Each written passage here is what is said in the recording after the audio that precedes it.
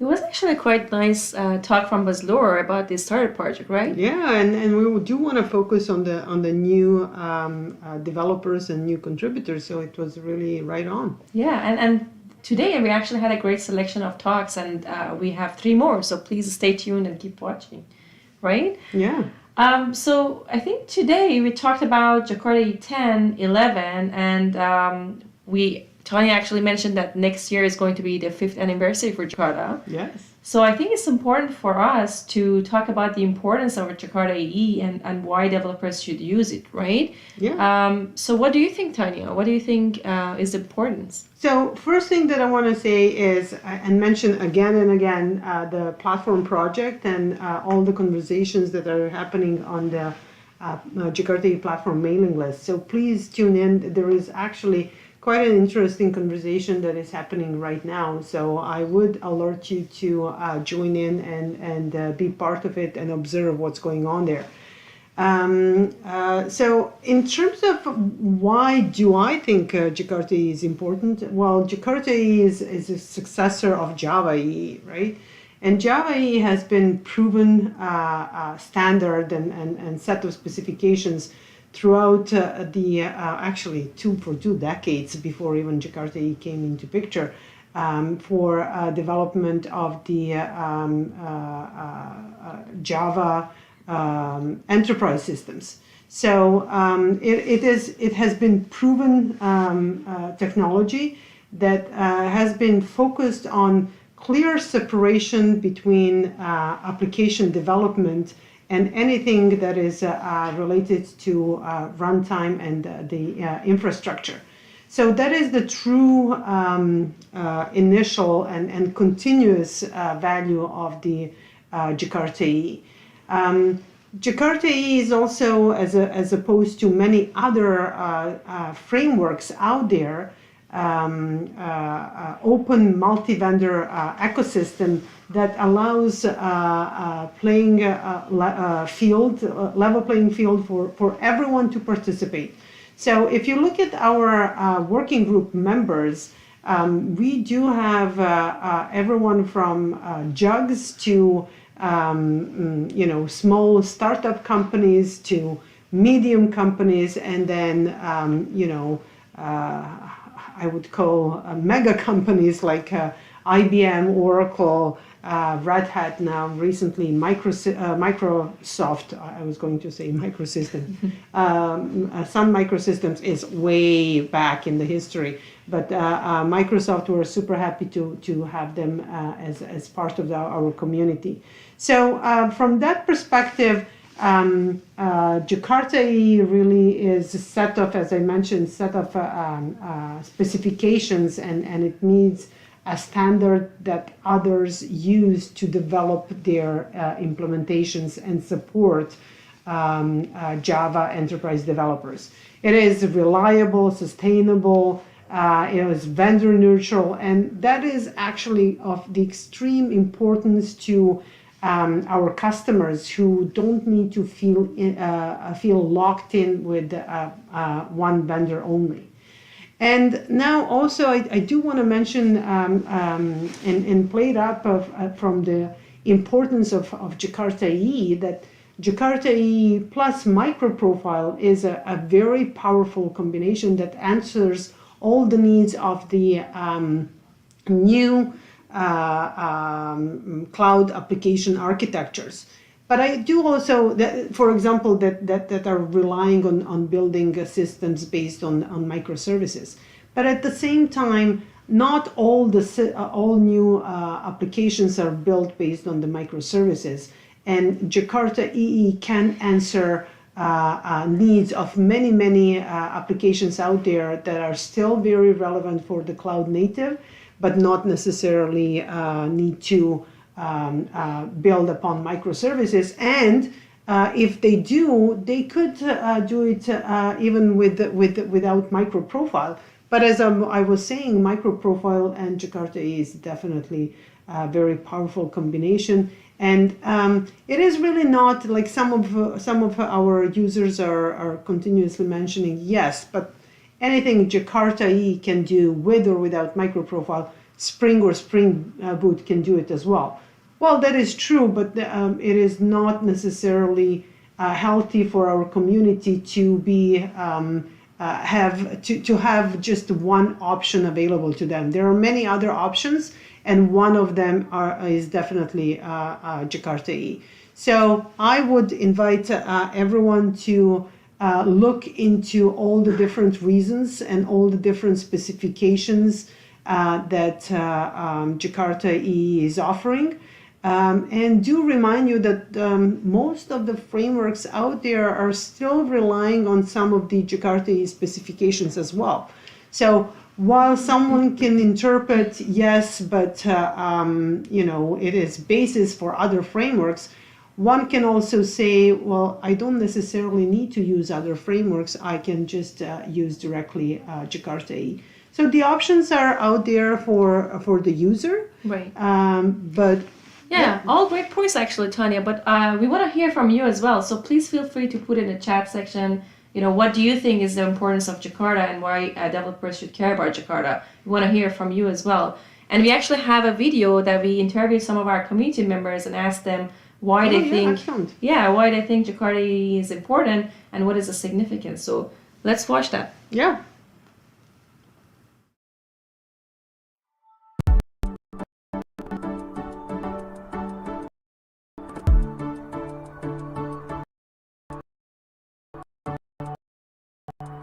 So I think the significance here is it has enterprise level Java that enables us, whether you're using microservices or monoliths, whether you've got a brownfield application or a greenfield application, it allows us to introduce that innovation as and when we're ready and enables us to have access to that innovation as it comes out. And the great thing about it being open source is that you can have a say as a developer in that sort of trajectory and where it's going, that strategy, and you can help to influence that and really decide what the future of Java in enterprise is going to be. Jakarta E is sort of everywhere, and the way we experienced that with Jakarta E9 was that we changed the namespace, and we changed it from Java X to Jakarta. And you would think that was kind of a thing that would affect Jakarta E developers, but it kind of rippled through the entire ecosystem. So everything from Spring Framework to Spring Boot and Tomcat and Jetty and Hibernate and you name it, everybody were affected by this namespace change and will have to do some work in order to get there. So that kind of shows how integral part of the Java ecosystem Jakarta is. Jakarta E really provides update to the existing technology and is enabling Java enterprise developers to move forward into the cloud era. So any Java enterprise developer needs to be aware of Jakarta E as one of the few solutions for enabling Java enterprise developers to focus on the business part of the application and not necessarily the lower interactions. By being standard compliant and using the specs that Jakarta E provides, users are independent, so they are not tied to a particular vendor. And if that vendor gets purchased or even should go bankrupt someday, that means being standard compatible has them on the safe side, so they are not with a technology that may longer be available or may no longer be affordable. So really it is a key piece to the entire puzzle. Java E and its today Jakarta E, without this technology, Java wouldn't be what it is. There wouldn't be as many players, it wouldn't be as broadly adopted as it is today. So it is very important to keep this technology relevant and strong. But ultimately, every single Java developer's career and livelihood actually depends on the health and success of this technology. Again, for in the next 10 or 20 years or more, we hope. Well, the beauty of this whole technology and why I'm advocating is that it's so perfectly cloud native by design.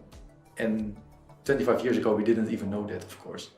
But the reason therefore is you have the specifications that tell you how to do database transactions, generate web pages, do messaging, for example.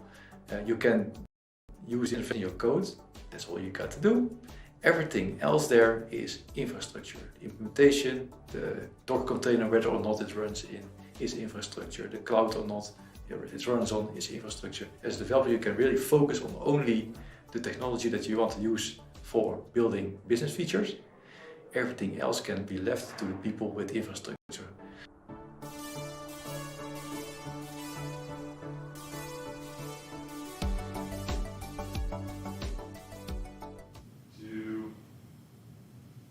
Okay, so that was quite interesting. So actually, let's continue this conversation in the next studio session. But why don't we look at the next speaker and join that talk? So we heard quite a bit about Java today and enterprise Java development, but we didn't really talk about testing. So our next talk is going to be really important because it's talking about easy Java integration testing with test containers. And Fabio will tell us all about it. So why don't we flip it over to Fabio and learn about testing?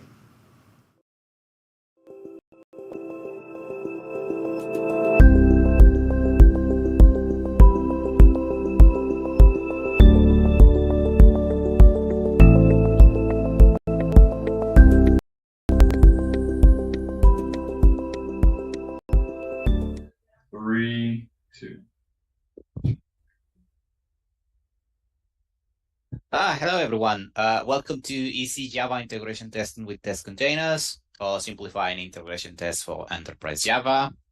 I'm Fabio Turizo. I work as service manager for Pyro Services Limited, one of the organizations that belong to the Jakarta working group, and you hopefully know about us in some form. I am based on the beautiful city of Barranquilla here in Colombia, on the other side of the world. Nice to be here again. I think that this is my second talk at the JakartaOne event. Always loving speaking at these events and spreading around what's new and what's all new in all the world of Jakarta in general. So again, you already have sponsored talks, so I won't go much into detail. Just to reiterate what you probably know about Pyro Services being strategic members of the Eclipse Foundation. We work in conjunction with other companies and organizations in order to push Jakarta to, the innovation, making sure that our user base and our customer base understand what they want, and making sure that Jakarta is catching up with times. We're also part of the committee members, or we are committee members of the project management of Jakarta. So in a sense, we have some deciding power over the discussions that come around for both of our community and our customers. And having said that, let's go dive right into the talk. Some of the basics of integration testing that many people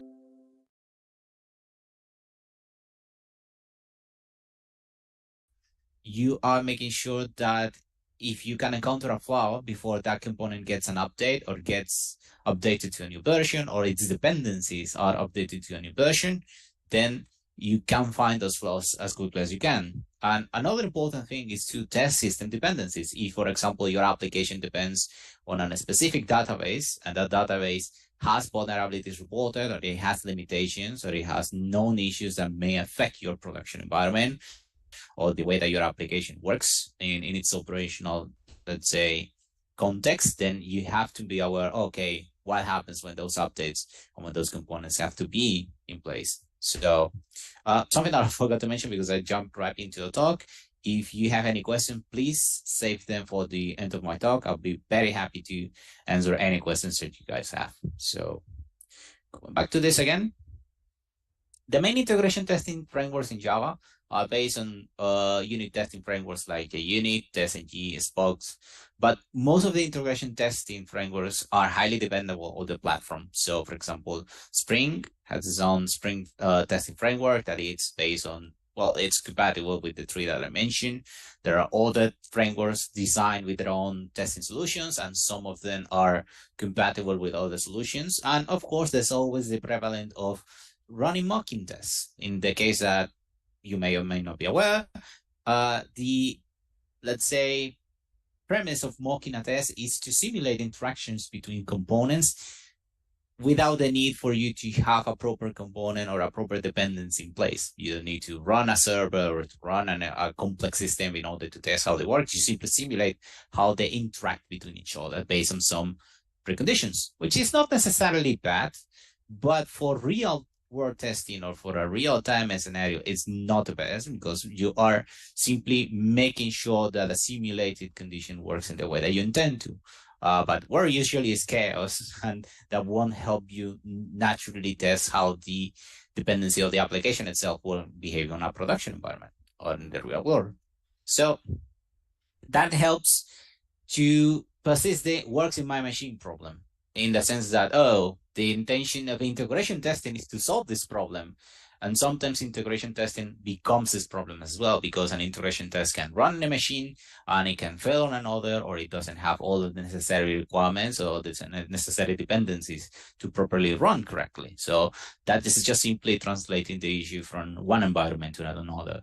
And there are a lot of challenges for enterprise Java. Jakarta, in particular, and microprofile lack proper tools and a proper testing framework at the moment that is part of the standard specifications.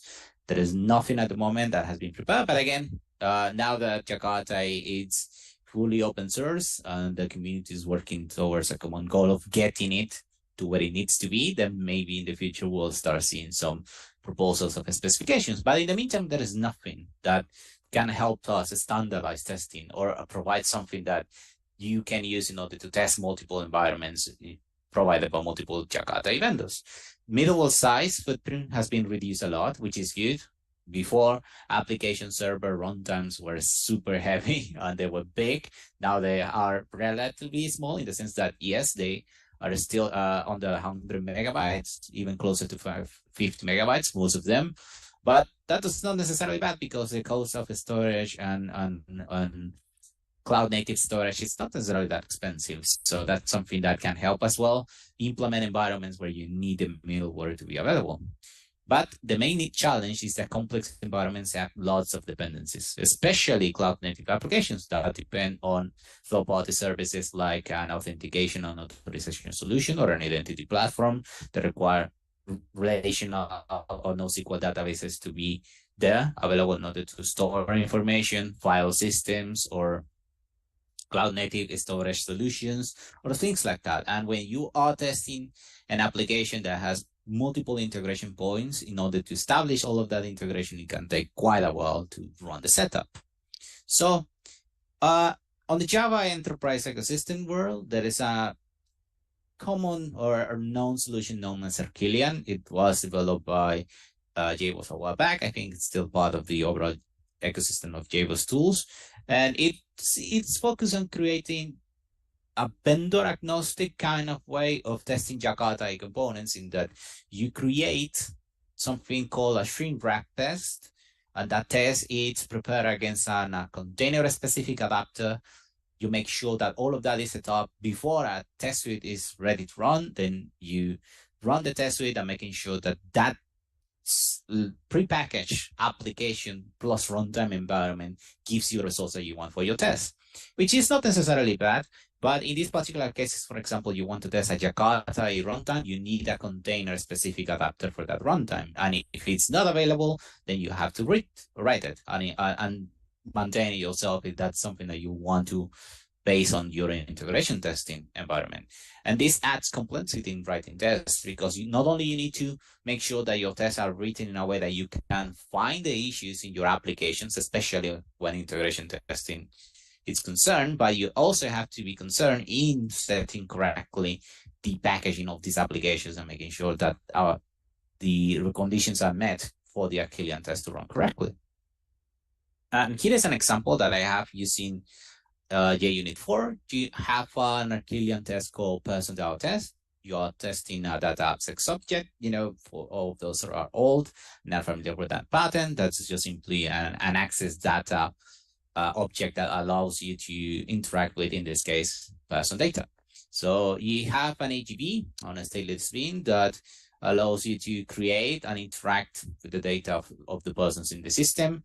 And you are injecting, in this case, test data that you want to verify if that's correctly. So for a client, the easiest way to set up a test is just to create a shrink wrap package. In that case, you are giving it a WAR file. In this case, will be the application WAR file, in this case, name arclean-example. You add, or in this case, I'm creating this with the classes in the corresponding project. I'm adding these two classes, the person class that corresponds to the entity of the data being manipulated, and the person DAO class, and I'm adding a resource, in this case, a test persistent XML that corresponds to persistence deployment descriptor for the Jakarta Persistence API that contains how my classes are mapped to the corresponding database tables and all the persistence configuration of the application. And in this case, the test is just simply concerned to, okay, before everything, you need to prepare that the data is ready. In this case, okay, how do I prepare this? That's not the concern of the test. That's something that you have to make sure for the test to correctly run.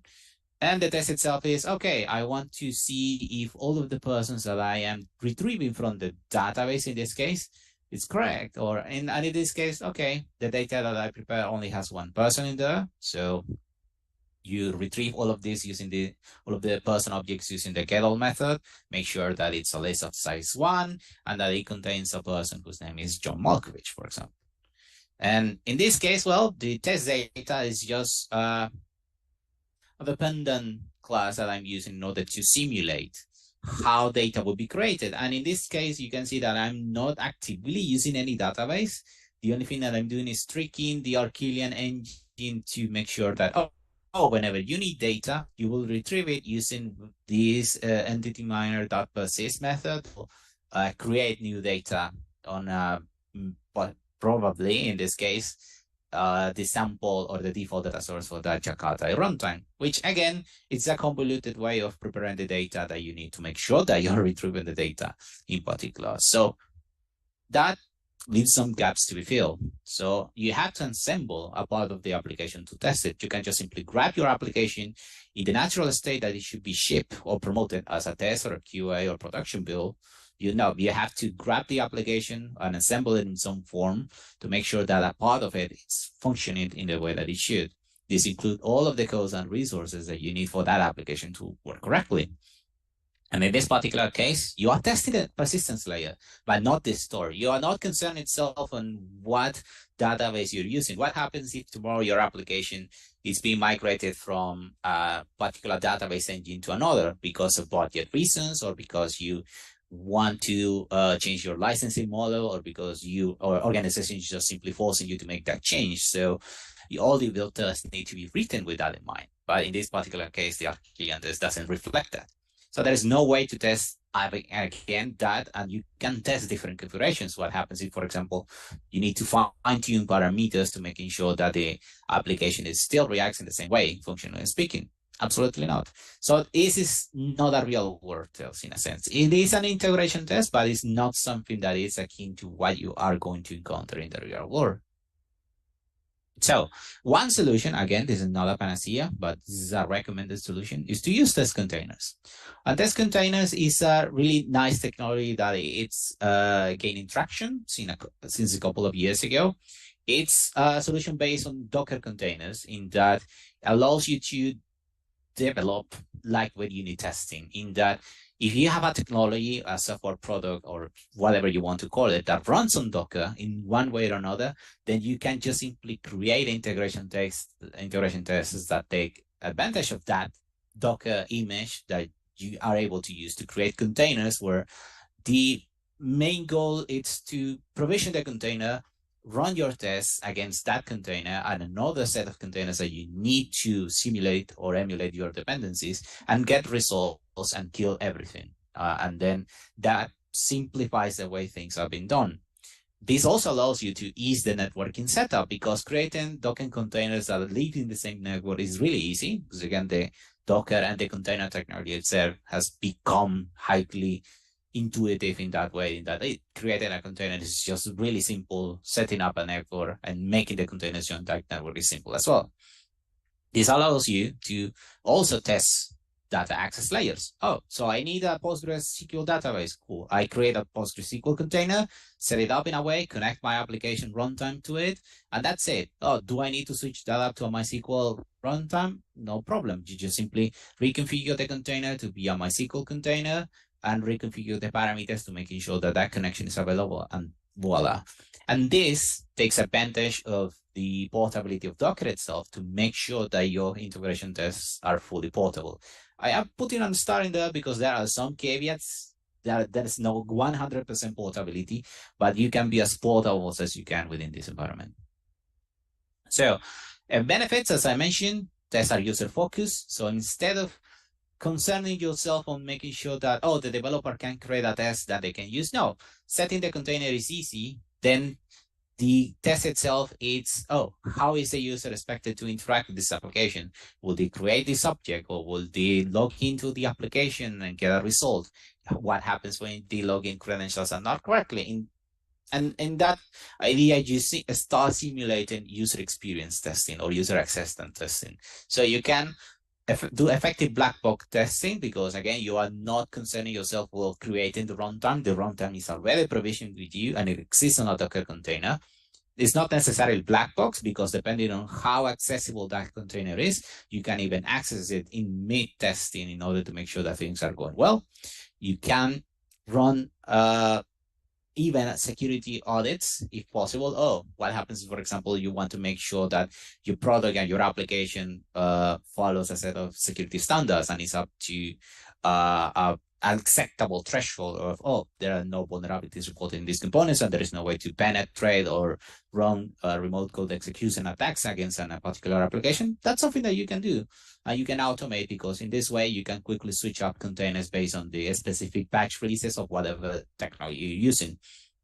And this allows you to identify flaws in these specific technologies, in the sense that, oh, what happens if I am running a particular database server? Oh, there are specific errors in that database server. I need to upgrade. Okay, cool. Then you have to apply a particular patch or upgrade, and then your integration test might completely be green or be passed. So test containers are really simple to set up. The only requirements are that you need to, of course, have Docker available. And at the moment, the test containers only supports Linux containers. Windows containers are not yet supported, sadly, but for the purposes of testing itself, this is not a big deal, because most testing environments can be created quickly in Linux servers and any cloud environment or cloud service that you can find.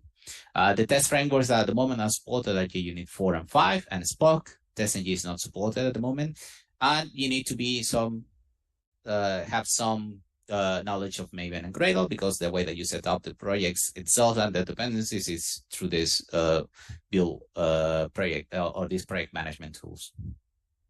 So to get started in Unit 5, you only need to add the dependencies for the unit. In this case, I'm using the API and the engine on version 5.8.1. I know that this is not the latest, but for the purposes of the demo that I'll be showing, that's what I'm using.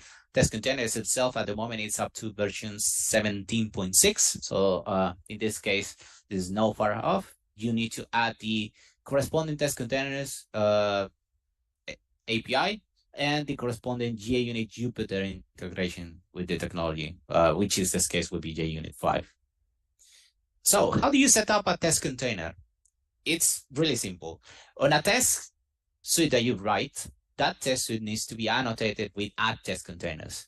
This is not a mandatory solution, but this will allow the test containers engines to manage the lifecycle of your containers in a way that it's simple. Once you run the test, the test containers engine will start all containers and they will kill containers once the tests are run. Basically, on some considerations. This way, you don't need to manually start and stop your containers. If you have that particular need, depending on your requirements or whether you want to structure an integration test, that's something that you can do, but this is not mandatory. So you create a container, pass it a Docker image name, which is an object that uses the traditional Docker image naming convention, and configure what ports you want to expose and how the commands you want to run in that. So once the container starts, it will automatically expose all of the ports listed here, and it will run with this command. So let's assume that I have an application name F2 on my app as a Docker image. I am running it with this bash shell script, and automatically the container will start running. And a simple test is just making sure that the container is running. So you just show is true or run, you assert, that the my app container, which is the object of the generic container instance in here, is running. Pretty simple. A more complex case is that, okay, you want to make sure that once your container is running, you can get a response from an HTTP endpoint or a REST service in this case. So you fire up, okay, I want to get the URL, then fire response and get a status. I'm making sure that I'm getting to okay. And then you can just simply do, assert equals that, whatever response I'm getting is that. But we have to be careful of this, because since this is Docker we're talking about, the containers will run on different processes than the process that is running the tests themselves. So that doesn't mean that once the container is started, you will automatically get a reply, because whatever technology you're using in this particular case, a server runtime, it might not be ready once you want to get responses. So you have to wait for that condition to happen. And test containers has the API to do that in the form of a wait strategy. And a wait strategy is just simply letting the container, or that in this case, the test container engine, know that, hey, once this endpoint, my app ready, it's responding with a 200 code, then that's when you'll know how to start or when to start running the tests themselves. Otherwise, you'll have to wait an indeterminate number of or a specific amount of time until the container is ready to run the tests themselves, because otherwise it's still getting provision. And that's important because depending on how fast or slow the runtime that you are dealing with this will vary. So you can also wait for a specific log message on the output of the container, and that will simplify the way that the container is running. What about dependencies? So dependencies are important because in this particular case, let's say that you want to connect your runtime to a database. Let's talk about a MySQL database. And in this example, I am creating another container called DB container, and this is a container based on MySQL 8. I am configuring it using some default settings, a root password, a username, a password for that username, and a database name. And importantly, I want this container to be speaking to my runtime or be accessible by my server runtime. So I need to put this container on a network, and the test containers API allows me to quickly create networks using the network interface. I can put new containers that I create on a network and give them an alias. And this alias will allow other containers to find the services and ports in those containers by a hostname. So let's say that back to my app container, I am then configuring that same container on the same network, say, it will depend on that DB container, meaning that this container won't start and won't be provisioned until the first one is ready, or at the very least has been started. And then I can configure my application with whatever, and the preferred way is usually environmental variables or system properties, but I am establishing, the database server will be located at the alias of that container, and I'm provisioning all of the other attributes and settings that I showcase. This way I can quickly connect two containers on the same network and allow my runtime to use a database with no difficulties. As I mentioned, Test Containers has official database support for relational databases. They have particular modules, as they call them, or that comes with prepared special objects for wrapped containers for MySQL, MariaDB, Oracle Express Edition, DB2, Postgres, NoSQL solutions like Couchbase, MongoDB, Neo4j, Cassandra, and OrientDB. There are many others, and if you do not have a solution in here, anyone can create a module that can make their life easier when they prepare the tests. And to use these modules, you can just simply add the dependencies on your code. So for that particular Maven project, these are the dependencies for the MySQL module. So you need the test container itself. If in the case that you're interacting with the container itself, via JDBC, for example, then you need the MySQL JDBC driver. And the way that you create a container in this way is just specifying, oh, I want a MySQL container, not a generic container, and then you reconfigure. And note that I'm not passing any properties in here for the passwords or the username. The container will provision everything for me, and I can obtain these values by just simply calling the MySQL container get user, get password, and get database name methods. That way, I am not concerned with providing sample credentials because, again, all of this is on a test environment. So that is not something that I should worry about. I can also use that container to just simply run a quick test. And this is just plain Java of connecting to that container, making sure that I can execute a query and making sure that I get a result. So before even testing the applications themselves, I can just simply run some quick tests and making sure that functionally my database is ready. And that will simplify the way that integration tests are written. You can also use Docker Compose. Docker Compose has a way of establishing more complex environments using a YAML file, depending on whatever testing or integration environment you want to set up. That is something that may make your life easier. There is also support for other solutions, modules for Elasticsearch, Apache Kafka, RabbitMQ, Solr, Nginx, Toxiproxy, etc. Many multiple solutions in the market. And again, as I mentioned, you can create your own custom module if there is something that you need for your particular environment. So, some caveats. Docker adds an extra layer of processing. Again, Docker needs additional resources, memory and CPU power in order to run these containers. So, resources will be needed for full coverage, and depending on how big your integration tests get, then that will increase the overall time of the test itself. So of all the integration tests themselves. So you have to be careful in budgeting all of these resources for a testing environment. Middleware must be prepared for Docker. So if you're using a solution that doesn't have a corresponding Docker container support or Docker image support, then you will have to create your own and the dependencies for those. But mostly every popular or commercial, both commercial and community solutions have Docker support in some way. So that's not necessarily a big deal. And lastly, black box testing is not suited for all software. Sometimes you want to test the components and see what's happening inside, and Docker containers are not maybe the best way to do this, but that will depend. For most enterprise Java applications, this is not really a limitation. There is also another way to test this. There is a solution called Test Containers Cloud that is offered by the people that developed the Test Containers project. You can try to get access to this because it's a really good service where you don't need a local Docker environment to run your tests. You can just simply run the tests and outsource them to a separate cloud instance that is already prepared for you that will run your tests. And if you want more information, you can just go to Test Containers Cloud and see for yourself and try to get access to the service as well. So we'll show a quick demo. It's located on GitHub on my personal account under conference demo. And the demo, it's a really simple JakartaOne application that this is a demo that I showcased on most of the talks that I did. It's composed of 3 services, of 3 microservices that are used in order to create conference sessions and manage the sessions that will be held in a conference, either online or presence, whatever, because it's inspired by the really old, let's say, micro profile application that was created with that in mind. So these 3 microservices are a session service that will allow you to create the session talks, and a speaker service that will allow you to create and manage the data of the speakers, and a vote service that will allow people to log in, attend talks, and rate how these talks went for them, if they liked them or didn't like them, and provide any feedback. And in order to test all of these services, I have created a separate module called Combined Test Module.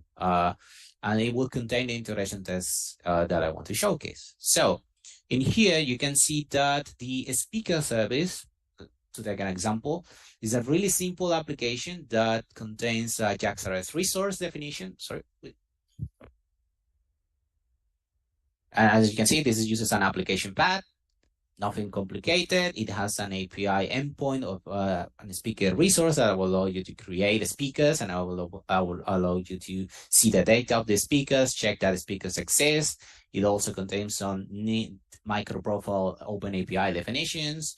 It contains an entity that is a Jakarta persistence entity that will allow uses to create speakers. And the way that is defined is that it uses a persistent XML deployment descriptor to use the default data source, in which, in this case, for the purposes of this demo, I will be using Payara Micro, which is the Jakarta runtime that we use for testing microservices in general. And as you can see here, if I go to the definition of my project, you can see that I'm using version 0.23. Well, technically it should be 0.4. I changed that on the test, but not on the project parent itself, definition itself. So simply switch it here.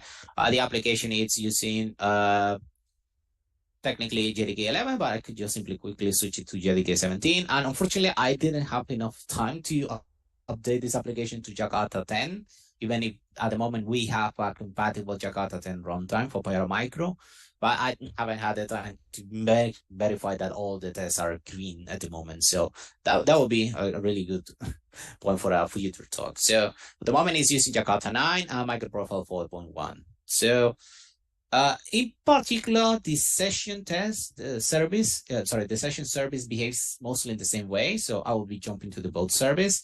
And this one is a bit more complex in that it uses a definition for a data source that depends on a MySQL database. So in this case, this application doesn't use the embedded data source. It uses an external data source for a database that runs MySQL. And it requires a database user, a password, and a JDBC URL to be configured in this way. So I can externalize the configuration of my data source once I deploy the service on Payara Micro.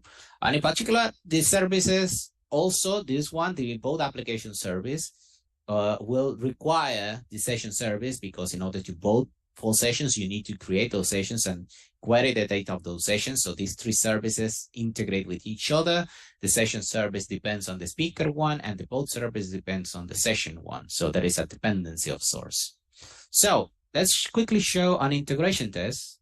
Let me show the speaker test in this case. So how do I create a quick integration test in here? So I'm creating this speaker service test class. As you can see, it is annotated with add test containers, which will manage the way that my containers created in here are started and stopped automatically on the tests themselves, and it has multiple tests that I can quickly show.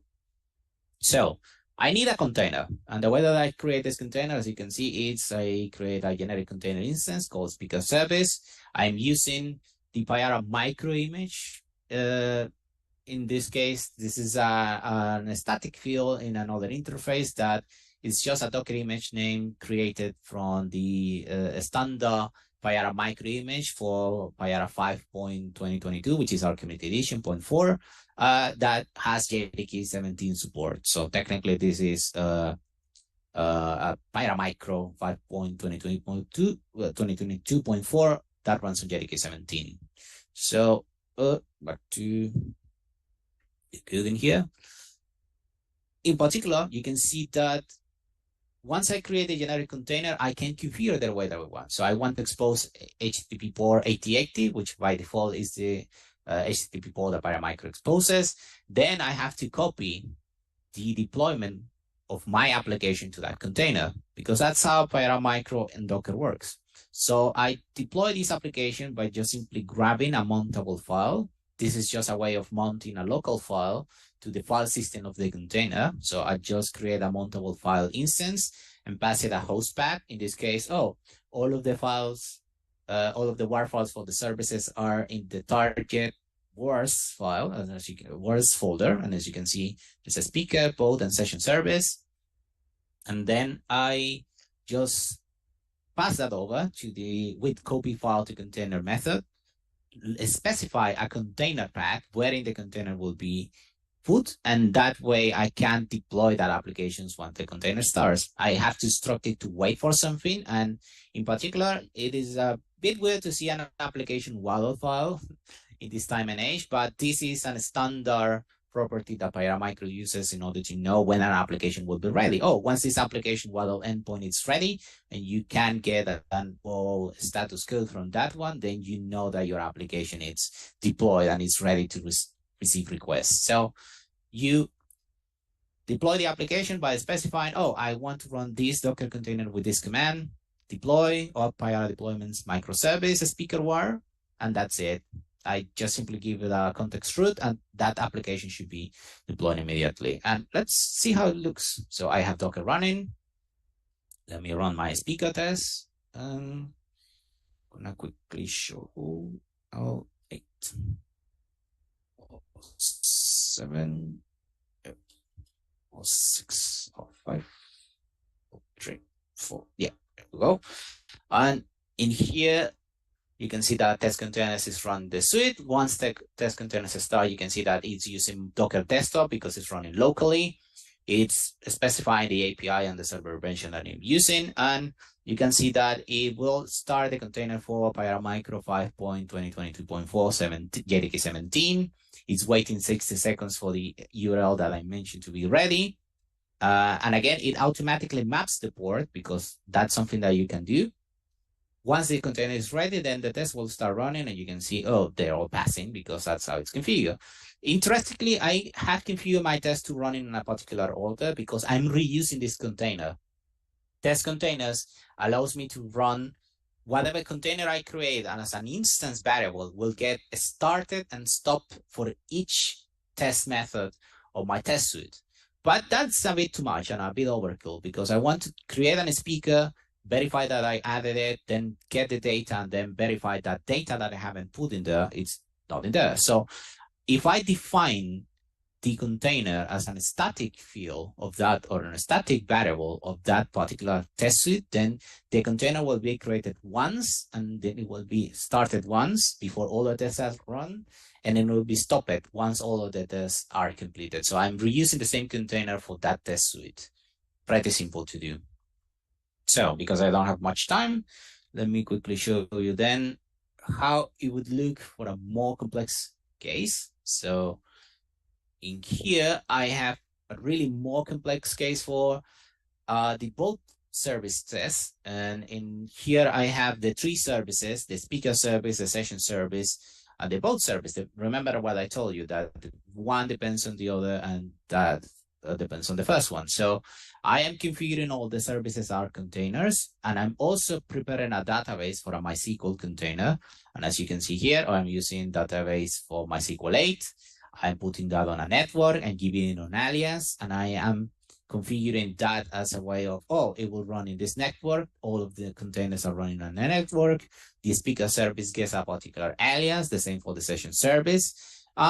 The way that these services are interacting with each other is that I am configuring environment variables for microprofile properties. In this case, it will be microprofile REST client.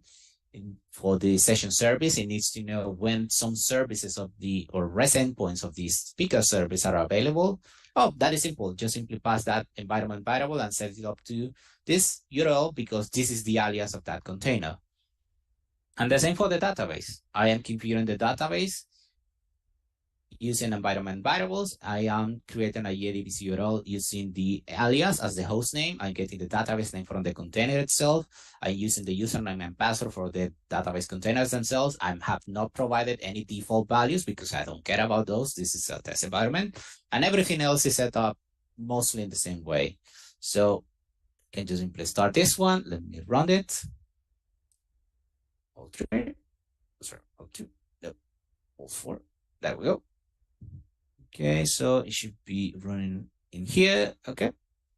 As you can see, services are starting. And since this is Docker I'm talking about, I can show you that the containers are also starting in here. So I can also access these containers while they are getting created. You can see that this is the container for Payara Micro, and this one is probably deploying one of the services. The first one will be the speaker service. And this will simplify the way that it's running. So let me get back to the containers themselves. So I have to wait a few minutes until everything is ready and ready to go. Because I have a bit of a powerful machine. Everything is going quickly, so fast. So technically the one has created 3 containers, 1 for the database and 2 for the other services. And I'm missing the final service. And once that is ready, then we'll start running the tests themselves. So let's give it a few seconds.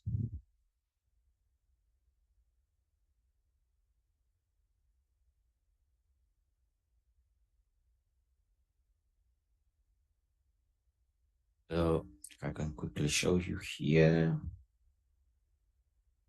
Yeah, I have the 4 containers. There is another container called test containers Ryuk. Ryuk is the internal agent used by the technology to coordinate communication between containers. So you can ignore that one.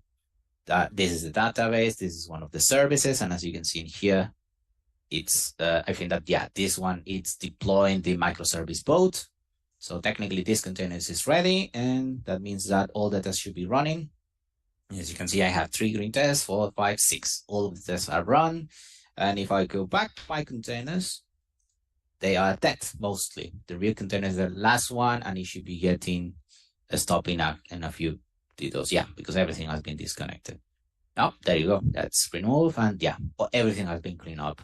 In a matter of few seconds, I have created a really complex test container environment, and that allows me to test in reality what I want to do. And a fun thing is that I can quickly show you. Let me run the terminal. So can I do that? Alt 8, Alt 7.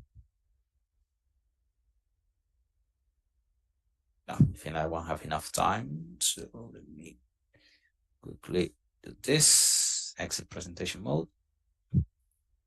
So I can create or simplify my code by doing this. This is something that I have on a separate branch in this code. So let me quickly go back to presentation mode. And instead of creating the containers in that way, I can create my own container, which I have done. I have created my micro container class that simplifies the way that I am preparing the container. So instead of setting up a deployment file and specifying, oh, I want a mountable file and I want it to be located in here, I can just simply specify a method like, oh, I want to create my container with a specific deployment and give pointer to a file name.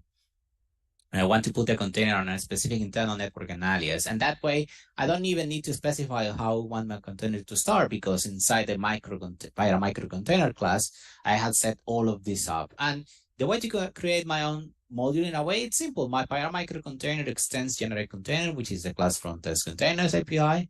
And that's it. Everything else that I have configured in here, it's for simplicity. It allows me to specify how I might want the containers to be started, all in the sense that I'm testing the technology itself. So the demo, it's really quite simple. Okay, so to finalize this, then we go. In summary, test containers ease up writing tests. They simplify dependency management, allow real-world testing because I am testing the technology as it is. I'm not assembling parts of the application, not simulating things in a simpler way. I really have portability as my priority, because if it runs like this in a Docker container, nothing prevents me from shipping out my runtime as another Docker container on a production environment or a CI system or whatever. And I can allow enterprise Java to have a vendor agnostic testing framework, because this is not necessarily the technology itself, or the technology is whatever Jakarta vendor I want to use, and the test and the container and the tests themselves are written from an outsider perspective on how that application works. So, okay, thank you. I don't know if you have any questions. Yes, we do have one question for you in the chat there. Sure. And that is, if you have a legacy application or an application that is not Docker ready, can you still use test containers for the integration parts of integration tests? Yeah, it would be much difficult, because technically every runtime, every legacy runtime can be Dockerized in one way. The resources to do that would be extremely difficult, because again, all the technologies are more heavyweight. They have a bigger footprint. The requirements and probably they were designing for different architectures now that everything is more homogeneous in a way. So it's not to say that it's impossible. It can be done. You have to make sure that the ability to wait. Well, that is something that you want to do, because if you see the effort on Dockerizing a legacy technology that doesn't have official Docker support, only for testing and creating a proper integration testing environment, then that might not be a really worth effort to put into. So it might be easier just to simply set up a different virtualized environment where your legacy application or technology can live, and that way that you can get easier benefits rather than just making sure that is the case. If performance is not a main concern, that's something that you can consider doing, I would say. But that would depend specifically on what technology we're talking about. Okay, thank you very much. And if anyone has more question for Fabio, he's going to hang out around in the Slack or in the chat afterwards. So you can just ask the question there, and Fabio will probably answer them. Yeah, my pleasure. Many thanks for inviting me and for having me here. And I think that's all. So, see you then.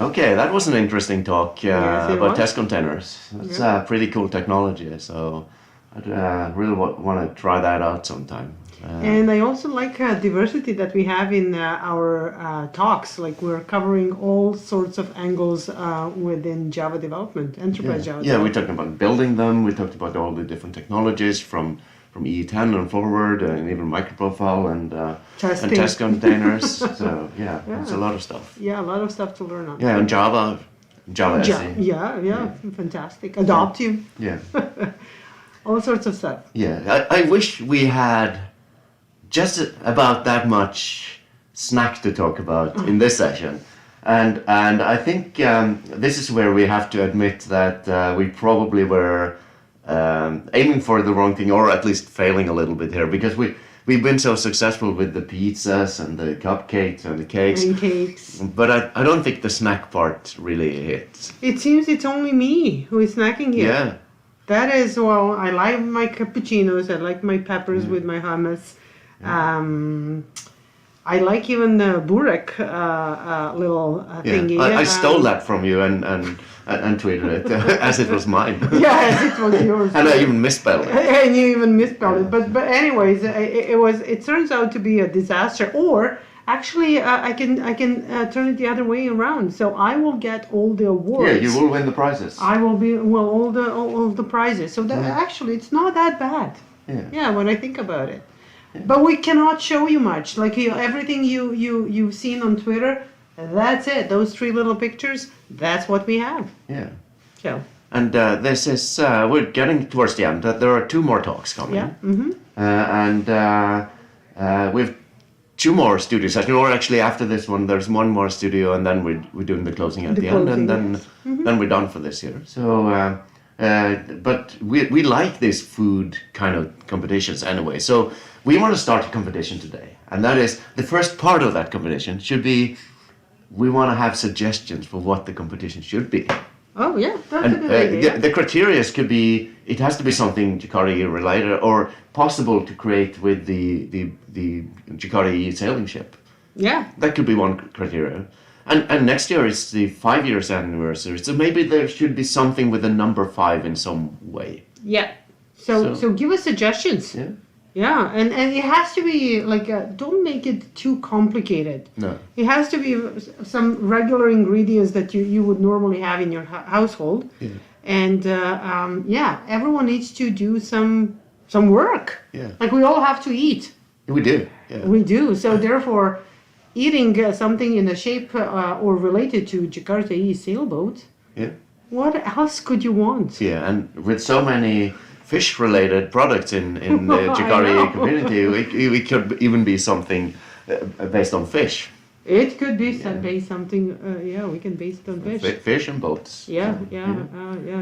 That's the twist on your sushi team. That could be a sushi. Yeah. We probably shouldn't mention stroopwafels there, but that's kind of been a theme this autumn as well, because there have been a lot of Dutch people involved. And yes. When I did a talk in Netherlands, I did this sushi joke, but they didn't get it, and I said it should be stroopwafels, and I said, but stroopwafel, sushi and stroopwafels, and but maybe that's the thing. Well, if community comes up with something, we'll go with it. Yeah. Yeah, yeah. Okay, We'll that's a good definitely do idea. that. So do let us know. Do buy into this idea. Yeah. And as you probably have figured out by now, we don't have very much to talk about in this studio here. But what we can do is to run a short video. Yeah. And I'm not sure if you've run this video before or not. I don't think so. So it's a brand new video. And So- it's premiere. Yes. Worldwide premiere. Worldwide premiere.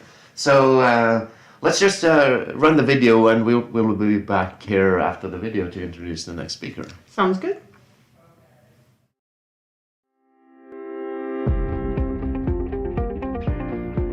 You may ask, why choose Jakarta EE? Well, there's a good chance you already have. Java is one of the prevalent programming languages in the industry. With the rise of Java, Java EE was established as a set of specifications for enterprise Java application development. A vast majority of Fortune 500 companies are running their mission-critical applications on Java EE, and now Jakarta EE. They are choosing an open, vendor-neutral, and community-driven approach to application development technologies. Most developers already know that Jakarta EE is the continuation of Java EE, focusing on modernizing its foundation for today's needs of cloud architectures. But what you may not know is how deeply ingrained this technology is and will continue to be. Jakarta EE is ubiquitous. The Jakarta EE vendor-neutral community is currently at work to keep the back end of enterprise Java applications running in various industries. Products you may know, such as Jetty, Tomcat, Jersey, and Spring, all rely on Jakarta EE technologies. Jakarta EE is the standard specifications for enterprise Java application development. It is well understood and widely accepted because of its stability, portability, and backwards compatibility. Vendors rely on standardized Jakarta EE specifications to build their Jakarta EE compatible products. This provides enterprise Java developers with flexibility in selecting their preferred runtimes to build and run enterprise Java applications. But being the standard does not mean being rigid. Jakarta EE is modular, capable of being adapted to fit different platforms and profiles for different organizations all over the world. Jakarta EE enables you to use the individual specifications independently or together. Depending on your application type and needs, you may choose to utilize the Jakarta EE platform, Jakarta EE web profile, or Jakarta EE core profile. That's exactly why Jakarta EE is so innovative. The Jakarta EE Working Group opens the door to cloud-native Java innovation and allows a global community of contributors to continuously build and shape the open-source future of Jakarta EE as a vendor-neutral technology. Whatever new challenges you and your organization face, Jakarta EE will grow to meet them, and you will be part of it. Jakarta EE chooses you, and that is why you should choose Jakarta EE.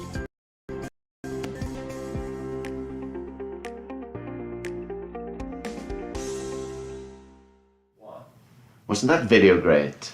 It was. Yeah. So this is another one of the amazing productions from Ian, who has been producing this event and doing a lot of stuff. All the videos are created by And all the graphics. All the graphics. So it's we're super happy to have him here on board. And yeah, if you like that video, like it, tweet it. We're pretty happy, and we want to make sure that it reaches a lot of Java developers out there. Yeah. And there are more people that has done a tremendous job in securing the content of this conference. Yes, and this year. And we're of course talking about the program committee. Yes, this year we're super happy again to have 5 individuals from our community who helped us with selecting the talks, and I want to give them a special thank you. It is Ottavio, Mala, Edwin, Mary, and Josh, and we can not thank them enough for being patient with us. giving their time. They're all volunteers. They're independent of the Jakarta working group, and they have volunteered their time, worked out what would be a good and diverse selection of talks, and worked to have all the speakers lined up for you. So thank you very, very much. Your work is greatly appreciated from our end, but I'm sure from a wider community as well. Yeah, it sure made our job very easy. Oh yeah. We just show up here. We just show up here, and you know they did most of the work. Yeah. Yeah, that's pretty good. Yeah. So yeah, and the other part of people that are doing most of the work is the speakers, and we have a couple of speakers left, and the next is probably well known to most of you. It is Reza from Microsoft, and he's going to talk about Jakarta NoSQL powered by Cosmos DB on the cloud, and I think he will be on in like a couple of minutes or so on the top of the hour. So, but until then, we can have a short break, and, Yeah. and everyone can relax a little bit, and then welcome Reza into his session. yeah.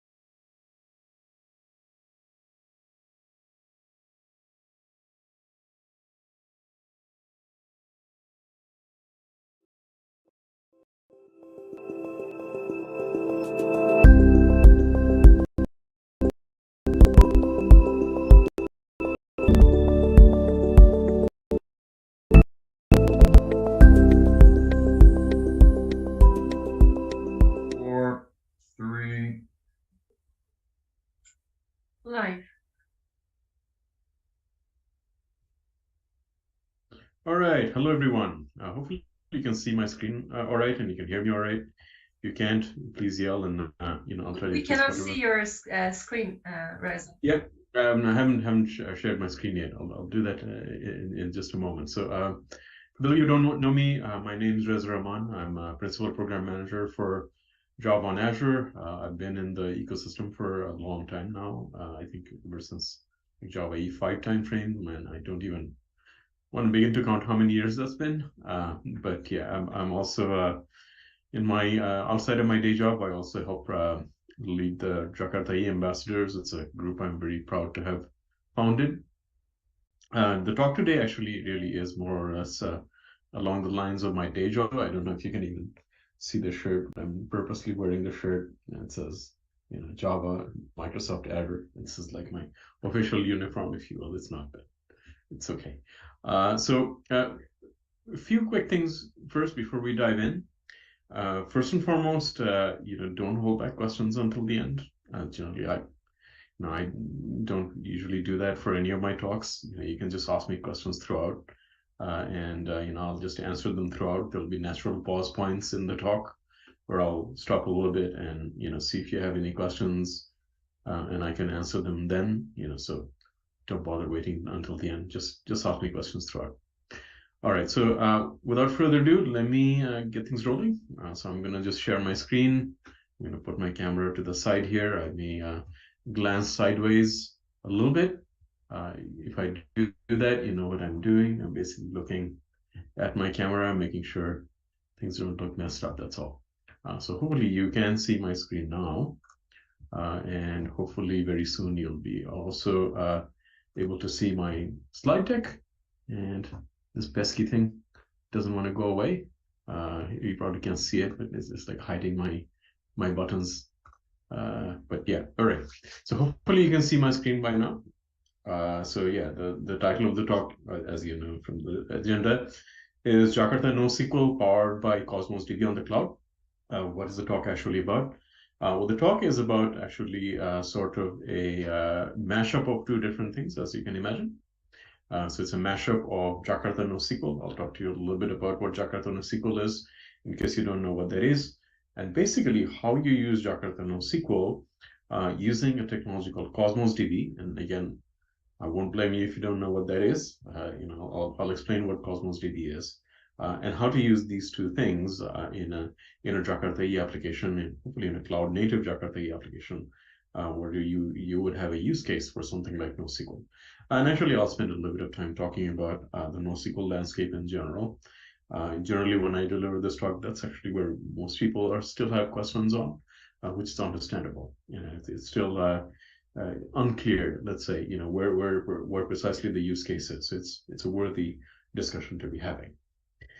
All right, so at the end of the talk, I will share out where the slide deck is. You don't have to wait for it. It's already on Speaker Deck. And if you already know my Speaker Deck account, you can go find it out. And in fact, all the code examples, and I do have a little bit of code examples for this talk, all those code examples are also on GitHub. Again, if you know my GitHub account, it's really easy to figure out which repo I'm talking about. All right, so let's move forward. So first and foremost, we should talk a little bit about Jakarta NoSQL. So hopefully a lot of you here already know what Jakarta NoSQL is, but in case you don't, let me give you a very brief introduction. If you will, this is a bird's eye view. My job is here not to explain Jakarta NoSQL, the mechanics of that too much. Mostly I actually want to talk about the integration pieces between Cosmos DB and Jakarta NoSQL, but I'll give you a little bit of an overview. So Jakarta NoSQL is a specification, part of the Jakarta umbrella, not yet part of the platform. In fact, not yet, hasn't even had a final release yet. Hopefully it will soon. I'll explain a little bit why it still doesn't have a final release yet, but hopefully it will. But honestly, it's been around for a little while, and I know of at least a couple of folks that are using this in production, so it's definitely production ready. And you can definitely begin to evaluate it, and maybe even like those folks that I know actually begin to use it in a production environment. It's very handy if you have a use case for it. So its objective is to create a standard API for accessing all manners of NoSQL databases, similar to what we today take for granted with something like JPA or JDBC. Jakarta NoSQL is trying to accomplish the same thing for the NoSQL landscape. And honestly, that's a very big task. It's not so simple, because unlike the relational database landscape, the NoSQL landscape, it's very, very diverse. There's never really been a standardization effort in the NoSQL landscape. Every single database is a little bit different, and it has different features and different APIs. And honestly, it's kind of a hodgepodge of many different things. So trying to standardize and create one API for that is a pretty daunting task. But I do think the Jakarta NoSQL specification so far really has done this in a fairly smart way.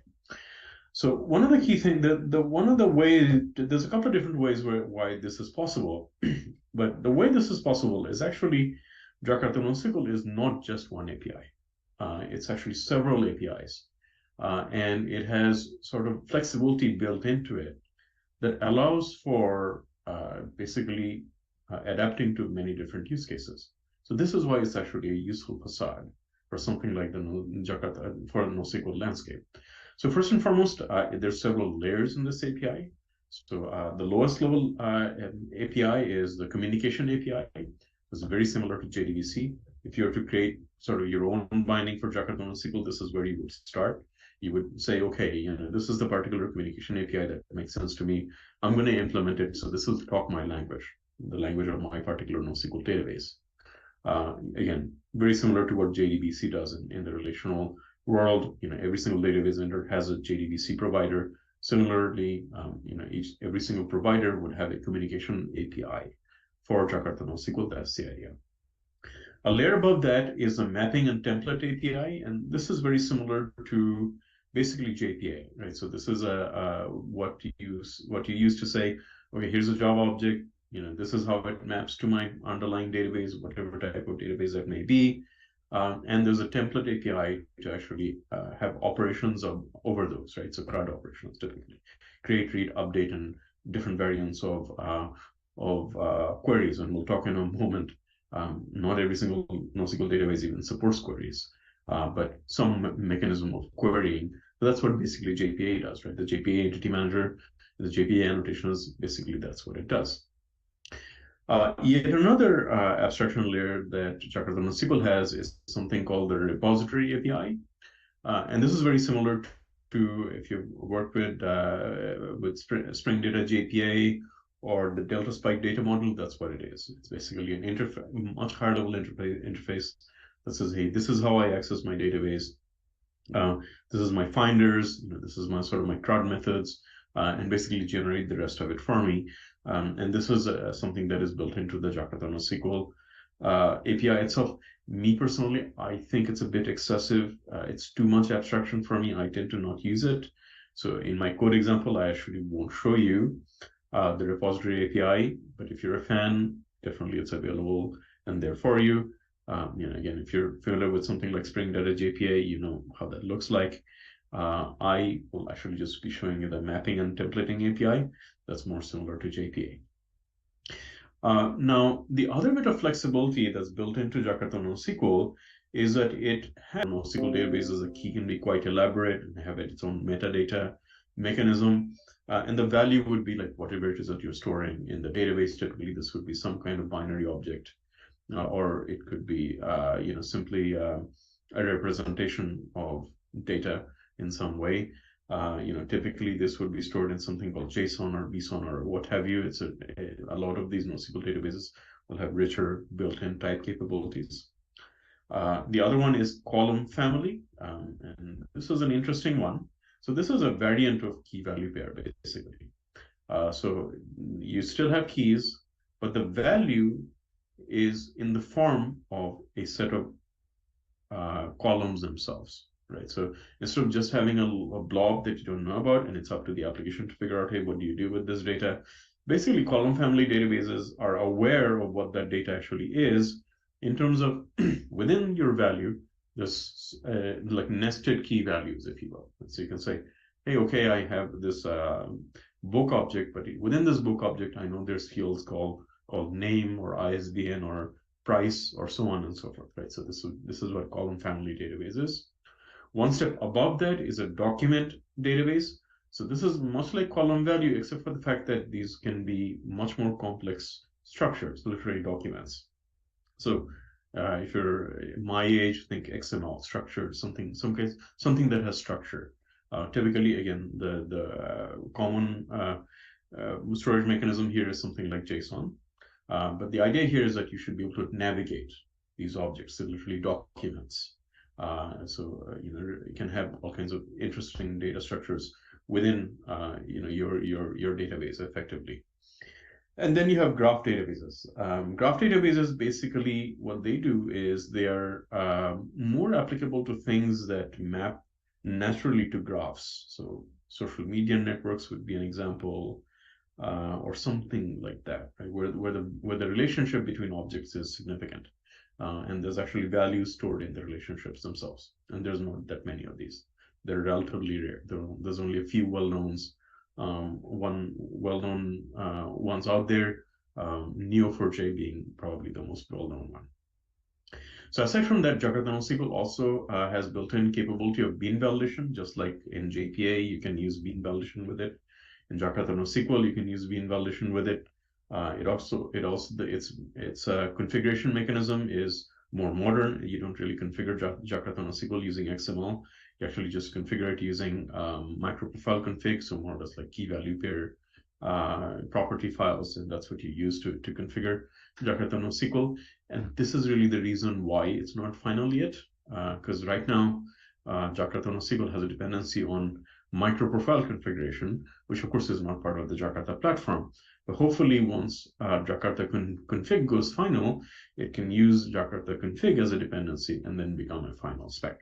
So that's the holdup. The person mostly that's behind JakartaOne SQL is Otavio Santana. Interestingly, he's not speaking at this particular JakartaOne, but I guess I'm a little bit proxying for him. I did talk to him. I asked him, hey, what's next for JakartaOne SQL? And basically, he gave me a long laundry list of things, but these are the main things that will be coming soon for JakartaOne SQL. Obviously, getting the stable release out. Another interesting thing is Java record support. Right now, JakartaOne SQL is based on POJOs. Technically, I think it could very easily support records to some extent as well, to the extent that you actually can. Hopefully, you've heard by now of Jakarta Data.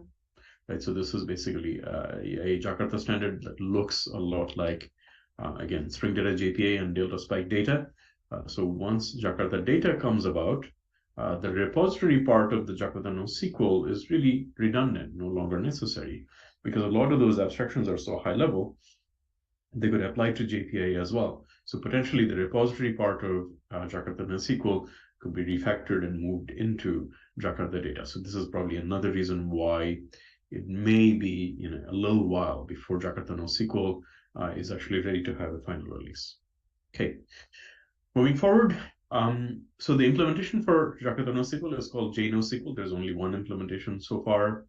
I personally think it's a really impressive one. Looking at all of the different things that are similar solutions, actually JakartaOne SQL and JNoSQL, in my opinion, supports the most amount of databases, right? So this is just a small subset. You can, I'll at the very end of the talk, I'll leave you with basically what a list you can go and check yourself in the JakartaOne SQL website. The complete list is there, but really honestly, very good coverage, right? So this is, I think, a strong point for JakartaOne SQL. And as you'll see in a moment, it's really easy to switch between each of these databases. So you don't even have to make up your mind what kind of NoSQL database you would like to use. You could switch from one to the other without too much trouble, thanks to the way that JakartaOne SQL is structured. But yeah, so this is just a laundry list of sort of all of the different NoSQL databases that JakartaOne SQL supports. Obviously, Azure Cosmos DB being one of them. And which is a segue into, of course, me talking about what Azure Cosmos DB actually is. All right. So actually, let me, before I jump into the next section, let me just stop for a moment and ask, any questions so far?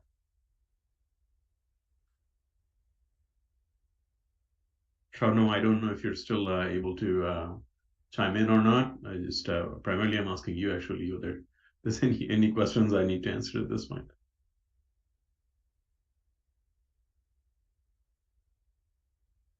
Okay. Iris, I'm here, but I don't see any questions for now. All right. Reminder, folks, don't hold back until the end. If you have questions, just ask them. All right. Moving forward. Now, I have to tell you, I don't know. I don't want to say I'm a NoSQL skeptic. I would say I'm in general a relatively conservative technologist, if that thing even, if such a thing even makes sense. So for me, it's always a question of like, okay, what is the use case for this, right? And hopefully, you know that about 10-year time frame, or around the 2010 time frame, there was a lot of hoopla about how like these NoSQL databases are just gonna make relational databases obsolete, and this is the way to go, and why wouldn't every single application use NoSQL, and so on and so forth. Uh, so 10 years later, I think we need to take a step back and really think about, okay, is that actually true? And if it's not true, where do we actually use this NoSQL technology, and what is the data behind it? And in essence, this is my day job also, right? I mean, ultimately, when I make product decisions, it's a lot of it is driven by customer input and customer data. So it's natural for me to take a look at data and also share some of this data with you. So let's try to understand, like, where does this NoSQL landscape actually stand today, right? So here's one way of looking at it. So I put this into Google Trends. I also did an Indeed.com search. Indeed.com is a job site, as you know. It's a sort of a conglomerated job site. Like it's a job site of job sites. So you can easily look at job trends there as well. But actually, the data is very similar between Google Trends and Indeed.com. So you can see here what the trend here actually is. So there was a point in time where this NoSQL databases were actually growing fairly rapidly in popularity. I think that was the early days, right? So, but you begin to see a slowdown, right? The slowdown comes in, I think, around 2015, 2016, and more or less after 2018 or so, in the past 4 or 5 years, it's actually relatively stagnant, right? So it isn't really like, basically it was subject to hype in the early days, but the hype has basically died down at this point, right? So there's not a lot of hype around this. The other thing to notice is that there's very clear leaders and followers in this NoSQL landscape as well. So there's literally dozens of NoSQL databases, but when you really look at the data, it's really just one database, more or less, that actually dominates in the NoSQL landscape, and that is MongoDB. Right? So MongoDB is by far the clear leader, as you can see from this data. Redis, which is like an old guard, key value caching technology, surprisingly, that is basically like sort of the second best, right? And it's not even a NoSQL technology per se. It's more like caching technology than a NoSQL technology. That comes in second place, very clear second place. And then there's everybody else, right? So I didn't even put in all of the dozens of different NoSQL databases. Like they literally would be like at the bottom of you wouldn't even be able to see it. It would be like overlapping lines at the very, very bottom. But third place is something like Cassandra, and you can see Cassandra is dropping off, right? So it's actually dropping off. The drop started around the 2015, 2016 timeframe, and same with all the rest of them, right? So they're at best linear, maybe actually lessening in popularity, if you will, but more or less a established landscape. Same thing for if you look at all of this, and then there's a very interesting website out there. It's called DB Engine Ranking. Right? So this is basically what they do. It's like sort of TOB for database engines, right? So they're tracking sort of the usage patterns for NoSQL databases. And again, you can see very clear pictures here of what actually is going on.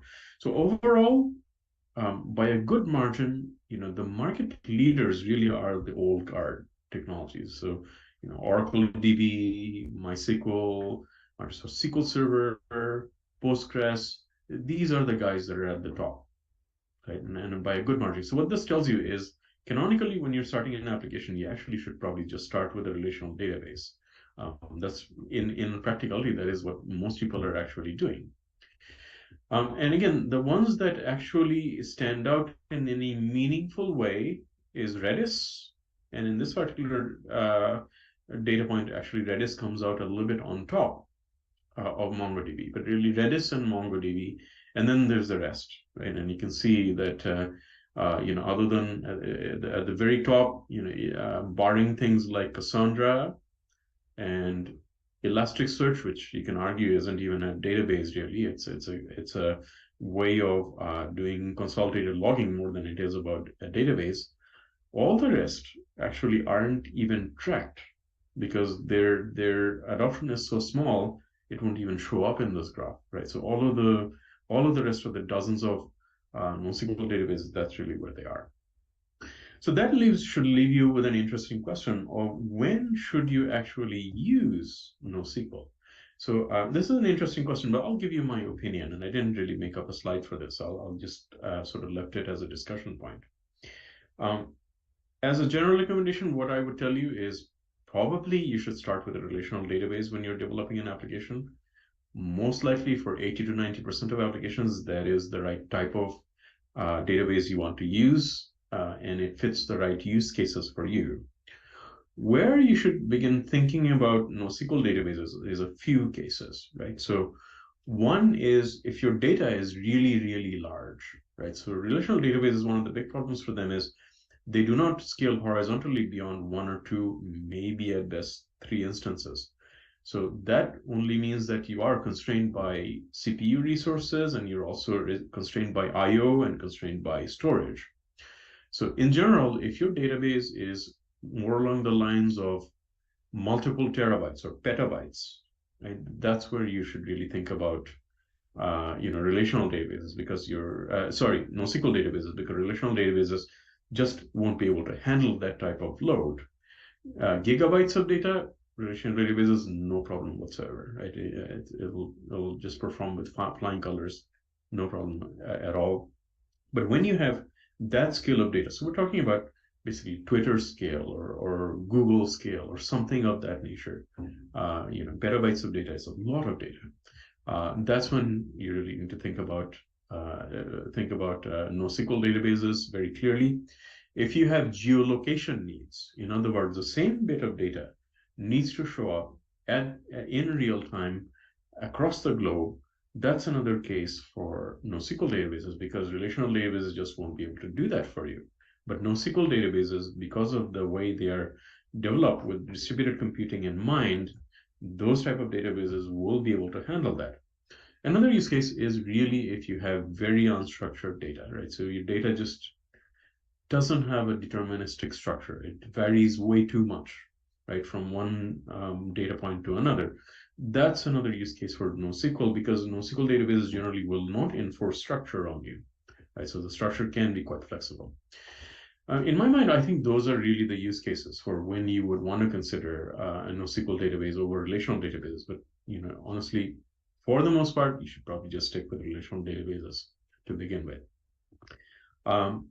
Any questions on that? So let me stop there before next I'm going to jump into Cosmos DB. Then we're gonna stop sort of the slide part of the presentation, and we'll dive in more into the code and begin looking at code. But before I do that, let me stop for a little bit. Any questions, comments, anything you'd like to discuss at this point?